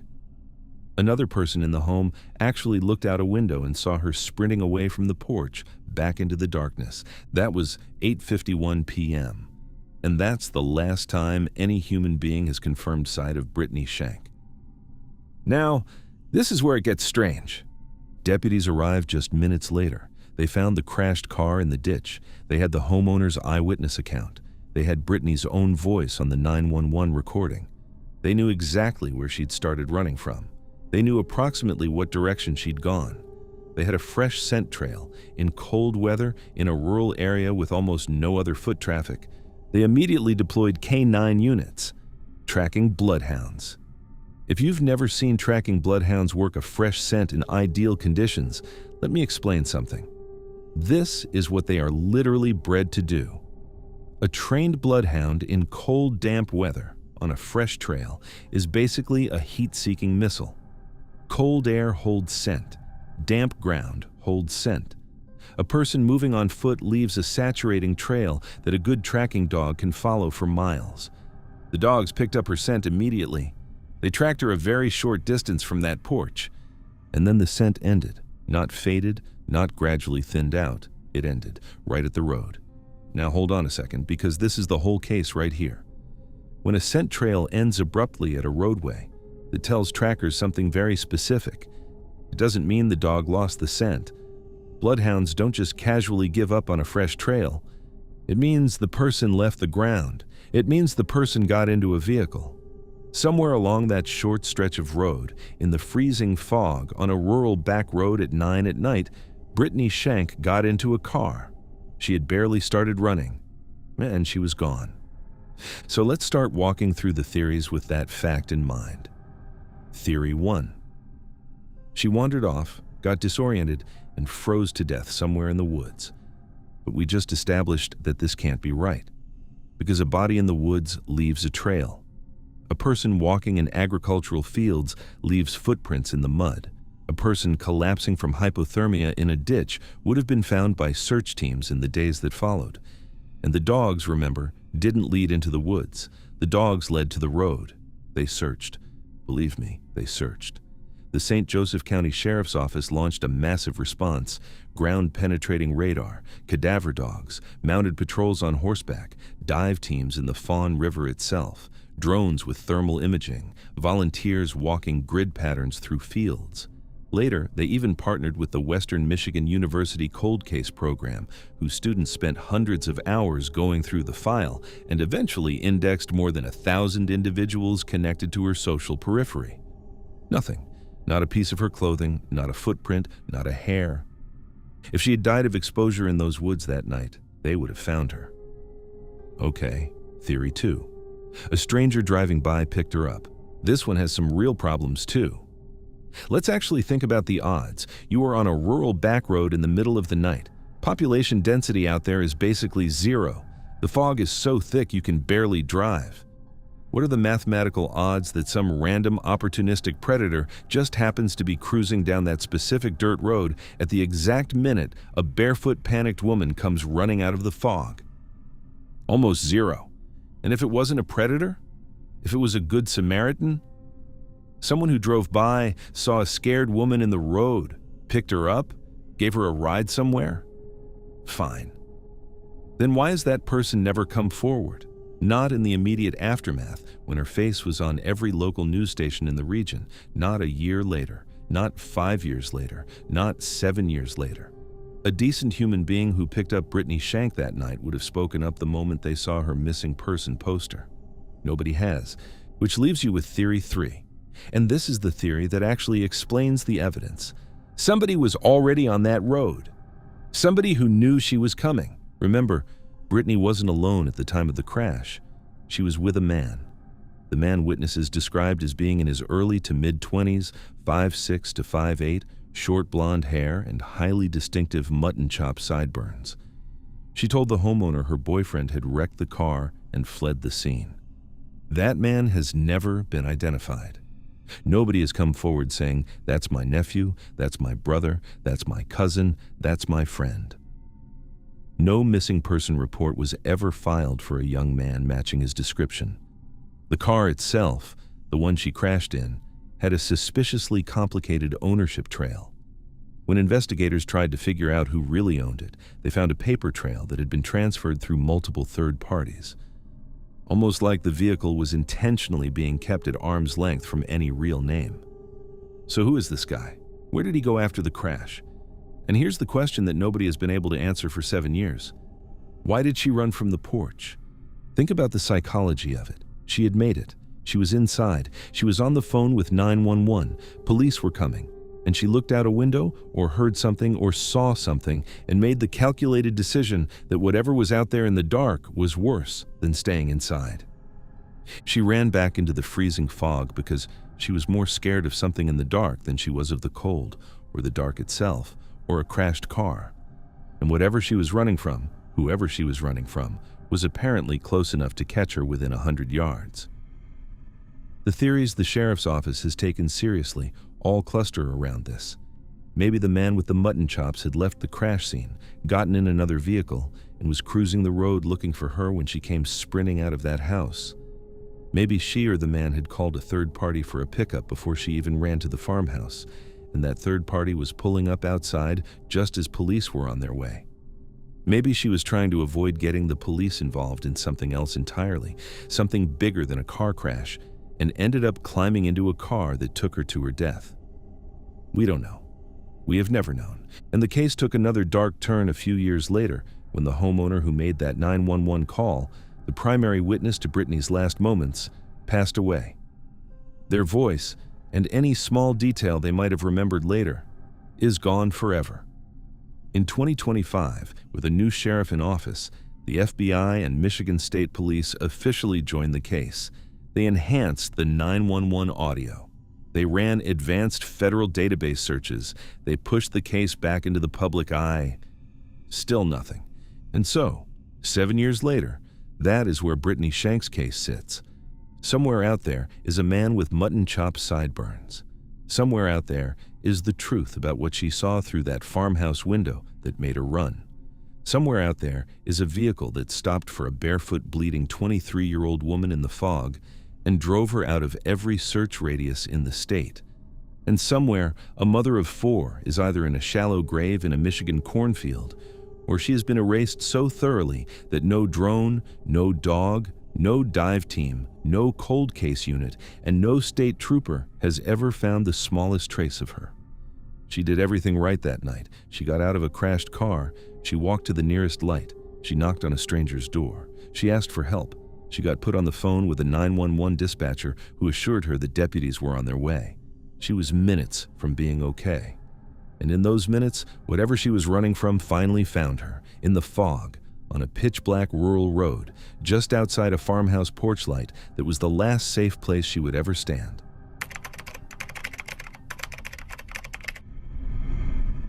Two teenage girls walk out of a high school in a small Michigan town on Halloween afternoon in 1969. It's homecoming week. There's a football game that night. There are Halloween parties happening in half a dozen basements around town. Costumes are being finished. Punch bowls are being filled. The whole community is buzzing with that specific electric energy of a small town on the biggest weekend of the fall. The girls walk down River Road together.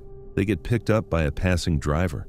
He drops them off at a gas station in downtown Oscoda. And then nothing. No football game, no party, no trick or treat, no coming home for dinner, no walking through the front door at 10, 11, midnight, ever again. They stepped into that Halloween afternoon and stepped clean off the face of the earth. It's been 56 years, and this is what makes it worse. These two girls weren't even close friends. Let me take you back to Oscoda, Michigan. If you've never been up there, picture the top of the Lower Peninsula on the east side. The Ausable River winds down through the woods and empties into the cold gray expanse of Lake Huron. Oscoda sits right at that mouth. Small town, sleepy town, a few thousand people, a high school, a gas station, a downtown strip that's maybe 3 blocks long. The kind of place where the trees turn orange and red in October and the wind coming off the lake smells like pine and cold water. October 31st, 1969, Halloween. Now, you have to understand the culture of small-town America in 1969. Kids roamed. That's just what kids did. You left the house in the morning, you came home when the streetlights came on. Nobody had cell phones. Nobody thought twice about it. Hitchhiking wasn't scary. It was how teenagers got around. If your buddy's older brother had a car, you rode with him. If a stranger stopped and offered you a lift down the road, you got in. And Halloween in Oscoda in 1969 wasn't just Halloween, it was homecoming weekend. That night, Oscoda High School was playing a homecoming football game. There were pep rallies, there were parties planned, kids had costumes. The whole town was gearing up for the biggest weekend of the fall. This is the world Patricia Spencer and Pamela Hobley walked out of, and this is the world they never walked back into. Patty Spencer was 16, 5'3", brown hair, blue eyes. That afternoon she was wearing a green and gray plaid jacket. She wore glasses because her vision was poor. Pam Hobley was 15, 5'6". She was wearing a striking 3/4 length coat, white faux fur with brown trim. She had small scars on her nose and mouth from an old accident. Pam was engaged, if you can believe it, 15 years old and already promised to be married. She was excited about it. She had plans, a future she was looking forward to. And here's the detail that becomes the entire spine of this mystery. Patty and Pam were not friends. They knew each other, sure. It was a small high school. Everybody knew everybody. They ran in adjacent circles. They partied at some of the same parties. But they were not close. They weren't tight. They didn't hang out one-on-one. If you'd asked anyone in that high school on October 30th, 1969, are Patty Spencer and Pam Hobley best friends? They would have laughed at you. Remember that. Because everything about the day they vanished tells us they had made some kind of specific, coordinated decision. Together. Here's what we know. Both girls showed up to school that morning. Nothing strange, just a regular Friday. But sometime around 2 in the afternoon, they decided they were done with the day. They ditched, and they ditched together. Witnesses saw them walking east on River Road, away from the school, heading toward the downtown area. Just the two of them. Walking, talking. Shortly after that, a passing motorist stopped to give them a ride. This driver was later identified, questioned, and completely cleared as a suspect. He said the girls asked to be dropped off downtown, near a gas station on US 23. He dropped them off. He kept driving. He never saw them again. That's it. That's the last confirmed sighting of Patricia Spencer and Pamela Hobley in this life. The gas station. Downtown Oscoda. Halloween afternoon, 1969. The rest of that evening should have gone one of two ways.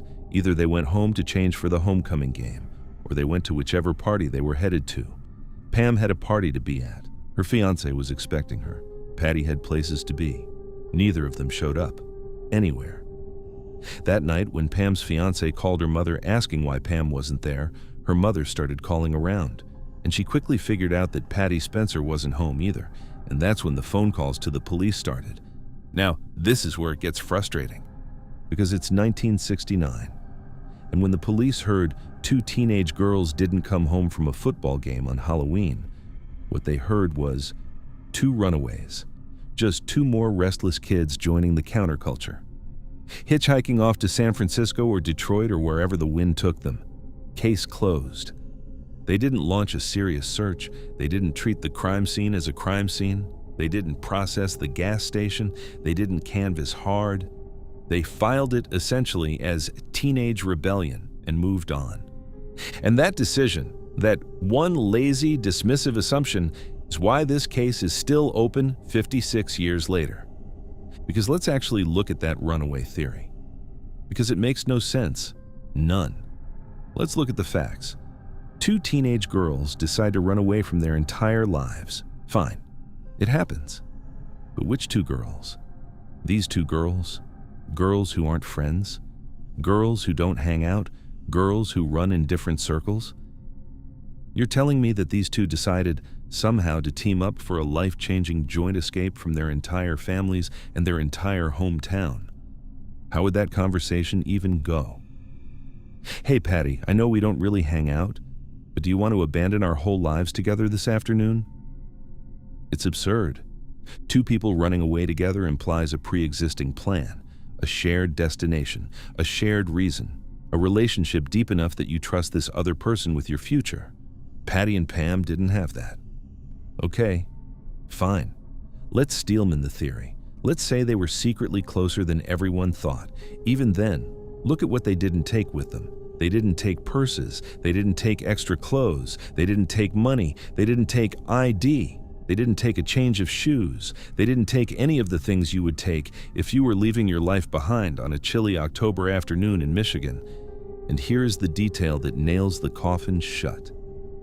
Patty Spencer's eyesight was bad. She wore glasses. And when investigators later looked into her belongings, her eyeglasses were still at home. Think about that for a second. You don't run away to start a new life if you can't see. You don't hitchhike across the country in 1969 without the ability to read a road sign. You don't abandon your entire family and hometown while leaving behind the very thing you need to function.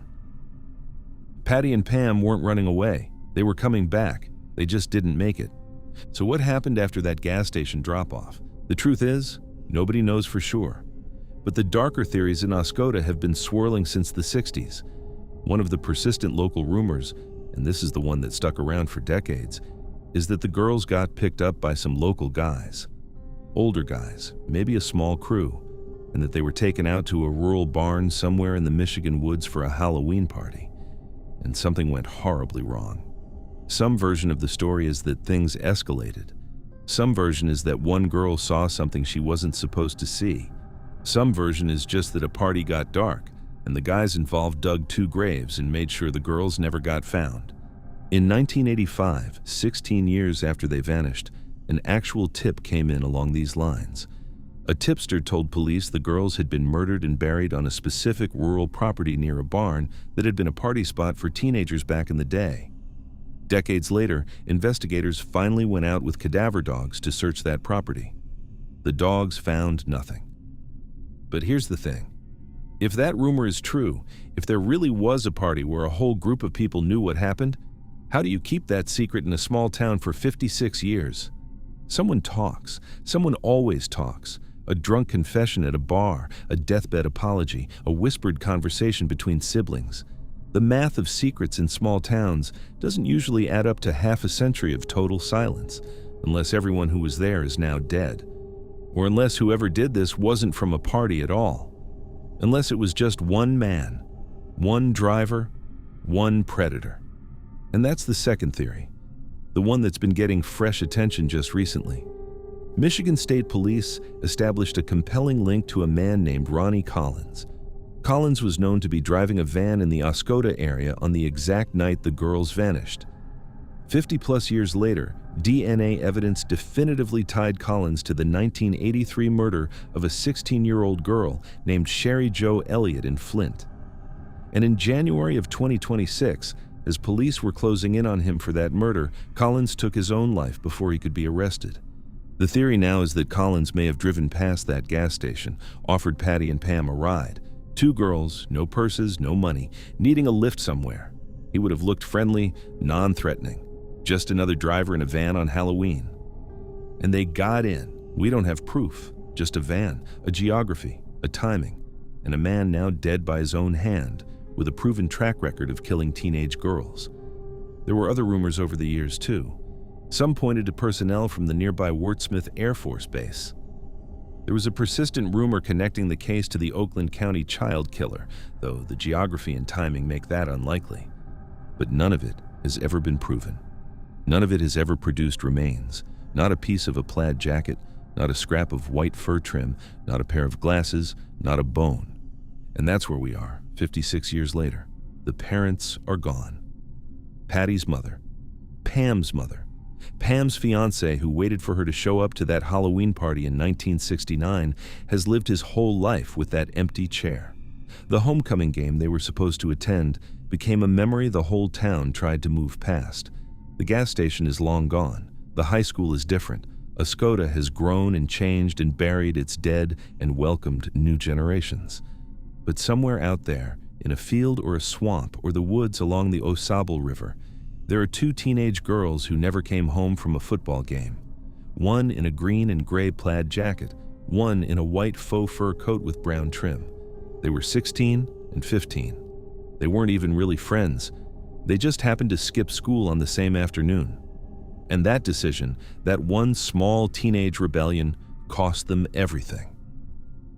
They walked past that gas station on Halloween afternoon, 1969. The sun was going down. The football game was a few hours away. Somewhere in Oscoda, kids were putting on costumes and lighting jack-o'-lanterns. And Patty Spencer and Pam Hobley just walked into the evening, and nobody has seen them since.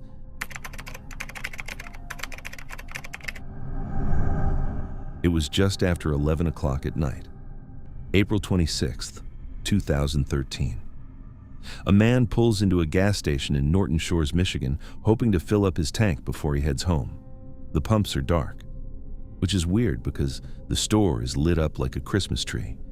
He walks inside, the door's unlocked, the lights are on, there's soft music playing somewhere in the background, and there's absolutely nobody there. No clerk, no customers, no sign of anything wrong. Just a perfectly normal, perfectly empty gas station with a small pool of blood outside the back door. This is the story of Jessica Heeringa. And I have to warn you now, 13 years later, we still don't fully understand what happened in those last few minutes of her shift. Let me set the scene for you, because the setting is everything in this case. Norton Shores is a quiet little community just south of Muskegon on the eastern coast of Lake Michigan. It's the kind of place where nothing much happens. On the night of April 26, 2013, the weather was actually pleasant, mild for April, about 67 degrees. A perfectly ordinary spring evening, and Jessica Heeringa was working a perfectly ordinary shift. She was a clerk at the Exxon Mobil station on East Sternberg Road. Now, if you've ever worked a closing shift at a gas station, you know the vibe. It's this strange mix of boredom and vulnerability. The store is a little island of fluorescent light in a sea of black. You can see the highway, you can hear the occasional car, but mostly, it's just you, the hum of the coolers, and your own reflection staring back at you from the windows. Jessica was 25 years old, 5'1", a mom to a young son who she absolutely adored. Everyone who knew her described the same thing. She was hardworking, meticulous, dependable. She was the kind of employee who counted her drawer down to the penny before locking up. The kind of mother who was building a life for her kid. But here's a detail that matters. Jessica knew that gas station had no working security cameras. None inside, none outside. And apparently, this didn't scare her. Friends said she was comfortable there. So comfortable, in fact, that she had a little routine.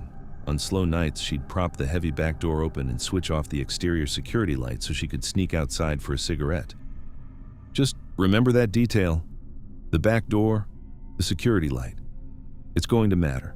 Now let's walk through that night because the timeline is where this case starts to feel like a horror movie. Jessica clocks in at 4:35 p.m. It's an unremarkable Friday. Around 7:30, her boyfriend swings by in a silver work van. They talk for about 45 minutes. A customer inside the store later said the conversation looked tense. And when the boyfriend left, Jessica seemed upset. Not long after, a female friend stops in to chat. And during this window, something happens that will haunt investigators for years. A bluish-silver minivan pulls into the lot. Jessica is outside, changing the receipt paper on one of the pumps. A man is driving the van. Witnesses see her talking to him. It looks friendly, relaxed, like she knows him, or at least she's not afraid of him. Then, the night gets quiet. At 10:55 p.m., a woman walks in to buy a lighter. Jessica is alone behind the counter, completely calm. Nothing seems off. That woman is the last confirmed person to see Jessica Heeringa alive. 5 minutes later, at exactly 11 p.m., the manager of the store and her husband happen to ride past on their motorcycles. And she notices something. The back security light is off, the back door is closed, and at that exact same moment, a silver minivan drives past them. Behind the wheel is a man wearing a red or orange sweatshirt with wavy, kind of wild-looking hair. 2 minutes after that, security cameras at 3 neighboring closed businesses capture a silver Chrysler Town & Country speeding north on Grand Haven Road, just booking it out of the area. And at 11:10 p.m., 10 minutes after the manager rode by, the customer pulls up for gas, finds the empty store, and dials 911. Jessica Heeringa vanished inside a 10-minute window. Now, this is where it gets strange, because when police arrive, they walk into a scene that makes absolutely no sense. The cash register? Untouched. Not just untouched, perfectly counted down and placed neatly on top of the safe. She was finishing her closing procedure. In the back room, they find her purse. Inside the purse? $420 in cash. Her jacket is folded up. Her cigarettes are sitting there. Everything you would take with you if you were leaving is exactly where you'd leave it if you weren't. But now, walk out back with me. Because behind the store, near that heavy rear door, investigators find something that changes the entire tone of the case. A small pool of blood. Later, DNA matched to Jessica. And right next to it? A tactical targeting device and firearm components. So somebody, at some point in those 10 minutes, was standing outside that back door with a gun. But here's where the logic really starts breaking down. And you need to pay attention to this because it's the part that has kept detectives up at night for over a decade. That back door, the heavy steel one that she used for smoke breaks, investigators found it closed, latched from the inside. And on top of that, someone, presumably Jessica, had wedged a trash can up against it. Now, the outside of that door has no handle. You physically cannot open it from the outside. There is no way in through that door unless someone unlocks it from within. So think about this for a second. If she was attacked outside and dragged into a car, how is the door not only shut but latched from the inside with a trash can propped against it? 2 possibilities. 1, she stepped outside for something, maybe a smoke, maybe to take out trash, and the door swung shut and locked behind her the moment she cleared the threshold. Then she was ambushed. Or 2, someone came in through the front, forced her out to the back parking lot, and after taking her, went back inside and staged the door. Neither one is comfortable. Both suggest a level of speed and control that is genuinely terrifying. Let's look at the theories one by one, because right after the disappearance, everybody had one. First theory. She just walked away. She had a fight with her boyfriend. She was overwhelmed. She just left. But here's the thing. If you're walking out of your life, you take your purse. You take your $420. You take your car keys. You definitely take your kid. Jessica adored her son. Everyone in her life said the same thing. She wasn't running. Second theory. Robbery gone wrong. Okay. Robbery, except the register hadn't been touched. Nobody had opened the drawer. Nobody had grabbed her purse. There was over $400 in cash sitting 3 feet away from where the attack happened. A robber does not leave that money behind. A robber wants the money. That is the entire point of a robbery. This wasn't a robbery. This was somebody who came there for Jessica. Third theory. Somebody in her life. The boyfriend, the ex, someone she knew. And for a while, this was where a lot of local rumors landed. The tense conversation with her boyfriend earlier, the upset look. Investigators looked hard at everyone in her circle, but nothing stuck. No physical evidence, no motive that held up. And that leaves us with the darkest theory of all. Somebody was watching her. Somebody knew her schedule. Somebody knew there were no cameras. Somebody knew about the back door and the security light. And when the moment was right, they moved on her fast enough that she didn't scream, didn't fight, didn't leave a single scent trail for the K9 units that showed up within the hour. Because that's the other detail. The dogs got nothing. They couldn't track her past the concrete pad of the gas station. It's like she stepped out that back door and evaporated. Now, fast forward 3 years. April 2016. In a nearby community, a teenage girl is walking home. A silver minivan pulls up next to her. The man inside points a gun at her and orders her to get in. She does. But she is terrified, and she is smart, and at the first stoplight, she throws the door open, jumps out of a moving vehicle, and runs for her life. Police trace the van to a local man named Jeffrey Willis. And when they search that van and search his home, they find something out of a nightmare: a .22 caliber pistol, chains, heavy restraints, binding equipment, and syringes filled with illicit sedatives.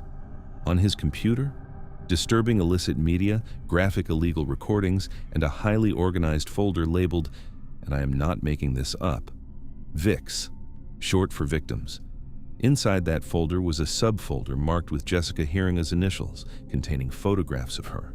Jeffrey Willis was tried and convicted for Jessica's kidnapping and murder in 2018. He is currently serving a life sentence with no possibility of parole. His cousin, Kevin Bloom, pleaded no contest to being an accessory after the fact, and at one point told investigators he had seen Jessica bound in a Norton Shores home and had helped Willis bury her. Case closed, right? Well, not exactly, because here's the thing. Jeffrey Willis has never confessed. He has never said a single word about what happened that night at the Exxon station, and Kevin Bloom, the cousin who claimed to have seen her, who claimed to have helped bury her, later recanted, saying he'd made it up. So there is a man in prison for Jessica's murder. And nobody, 13 years later, can tell you exactly how it happened. Nobody can tell you what he said to her. Nobody can tell you why she went outside. Nobody can tell you where her body is. Her son grew up without her, and to this day, there's no grave for him to visit. Investigators are almost certain Willis is the man witnesses saw in that silver minivan at 11 p.m. The wavy hair, the sweatshirt, the Chrysler Town and Country, it all lines up. But that only tells us who. It doesn't tell us how he got a competent, careful, guarded young woman out of a locked back door and into a van without a scream, without a struggle, without a single witness on that busy stretch of road. And that, at the end of the day, is what makes this case stay with you. Because Jessica Heeringa wasn't doing anything wrong. She wasn't hitchhiking on a dark road. She wasn't at a shady party. She was standing behind a counter at a well-lit Exxon station on a mild spring night, counting out her drawer, wrapping up a normal Friday shift, thinking about going home to her little boy. And somewhere between one customer walking in for a lighter and the next customer walking in for gas, a span of about 15 minutes, she was gone. The lights were still on, the music was still playing, her purse was still sitting in the back, and Jessica Heeringa had simply vanished into the Michigan night.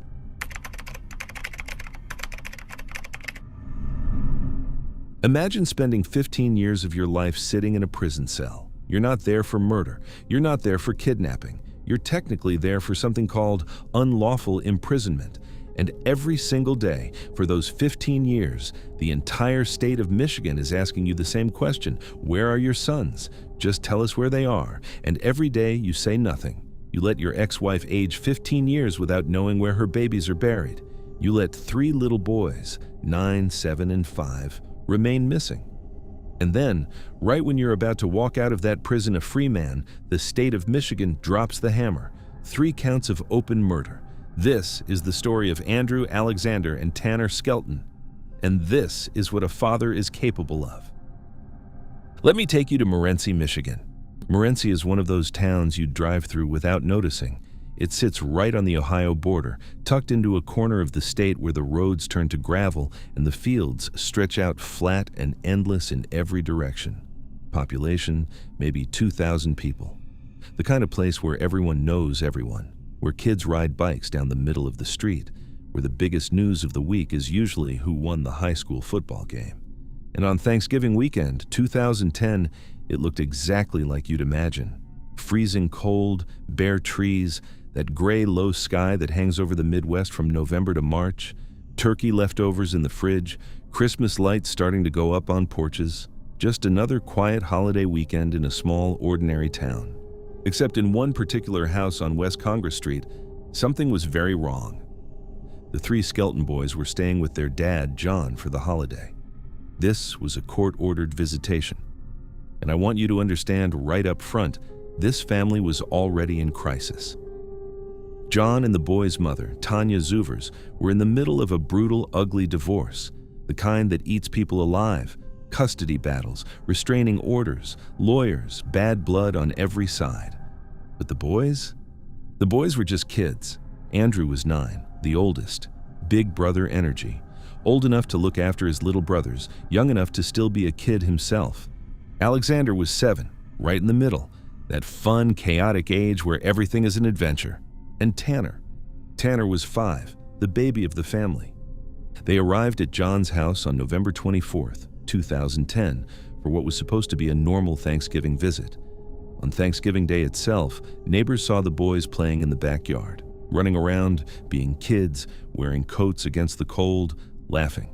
That was the last time anyone outside that house ever saw them alive. The next morning, November 26th, cellular data would later show that John's cell phone left the house in the pre-dawn hours. It traveled about 25 miles southwest, crossing over into Holiday City, Ohio. And a few hours later, it came back. By that afternoon, Tanya arrived to pick up her sons. John wasn't there. The boys weren't there. She called around, and she found out that John was in a hospital. Because a few hours earlier, John Skelton had attempted to harm himself and sustained injuries when the attempt failed. Emergency services had scraped him off the floor of his own house and hauled him to the hospital. But there was no sign of Andrew, no sign of Alexander, no sign of Tanner. 3 little boys had simply evaporated overnight. Now, this is where it gets strange. When police went into John Skelton's home, they didn't just find an empty house. They walked into what looked like a stage set for a nightmare. Every single appliance cord in the house had been cut. Glass was shattered on the floors. There was physical evidence of his self-harm attempt still present on the second floor. A Bible was left open on a table with a specific verse deliberately circled. And there was a note left for Tanya that read something like, "You will hate me forever, and I know this." That was the scene. A destroyed house, a cut-up phone, evidence of the attempt, a Bible, a note, and no boys.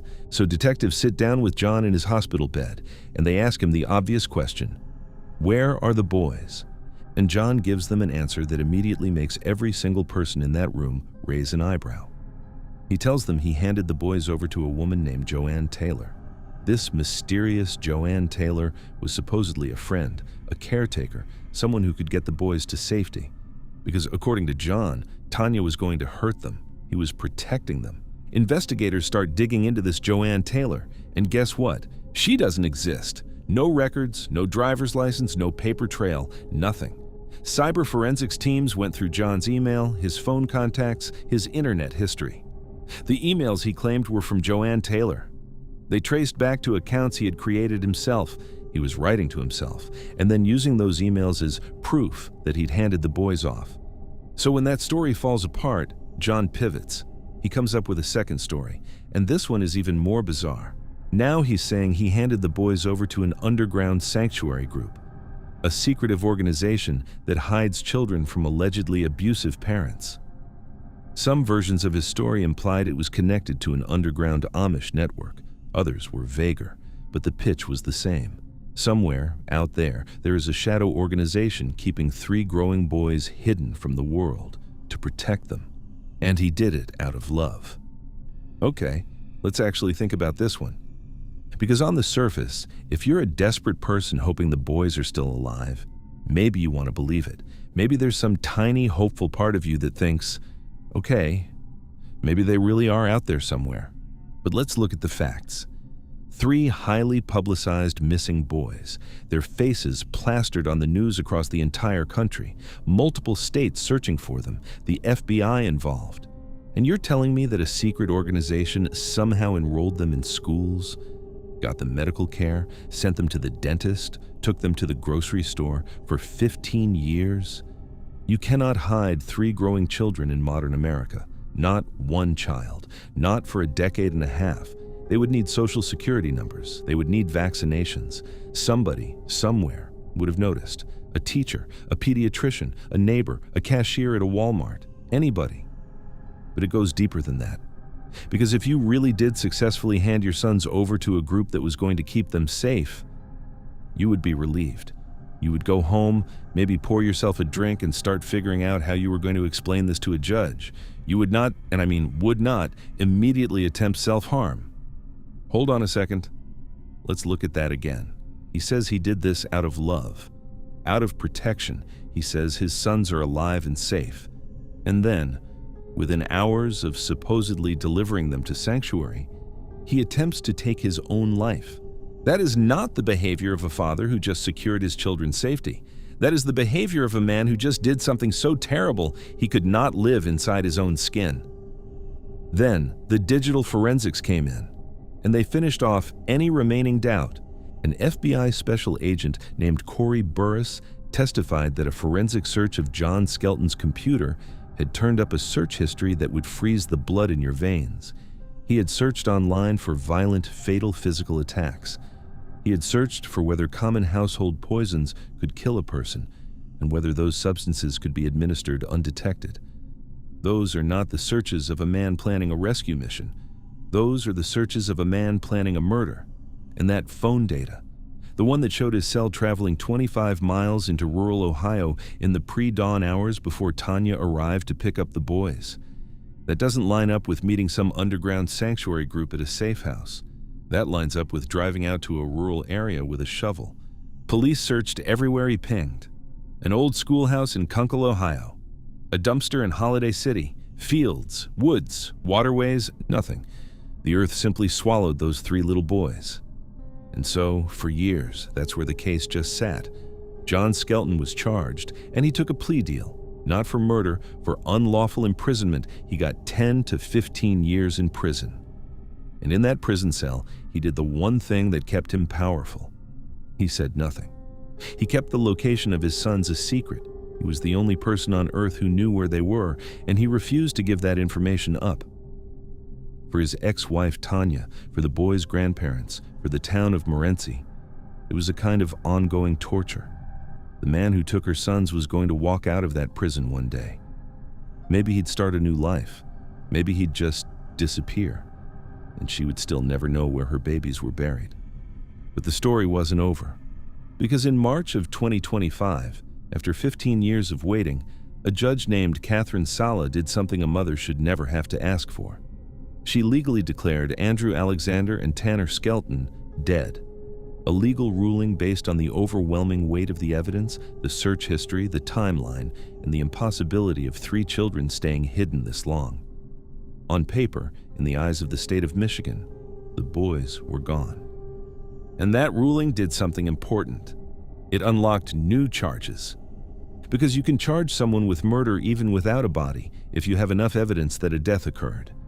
And in November of 2025, just weeks before John Skelton was scheduled to be released from prison, prosecutors walked into a courtroom and filed the charges the entire state had been waiting 15 years to see.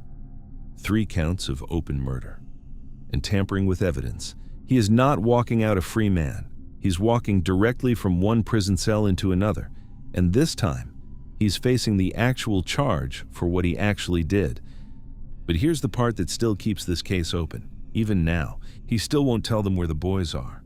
15 years in a prison cell. A murder charge on the table. His own ex-wife, aging and grieving. His own parents, who begged him for years to just tell the truth. And John Skelton has still, to this day, not told anyone where Andrew, Alexander, and Tanner are. Investigators have spent 15 years searching. They've searched fields in Michigan, woods in Ohio, waterways, dumpsters, buildings, every single lead, and they have found nothing. Because the only person in the world who knows where those 3 little boys ended up is sitting silently in a prison cell, staring at a wall. And so, this Thanksgiving, and every Thanksgiving after this one in that quiet little farming town of Morenci, Michigan, 3 chairs at the family table will remain empty. Andrew would be 24 now. Alexander would be 22. Tanner, the baby, the 5-year-old, would be 20. They went to spend Thanksgiving with their dad, and they never came home.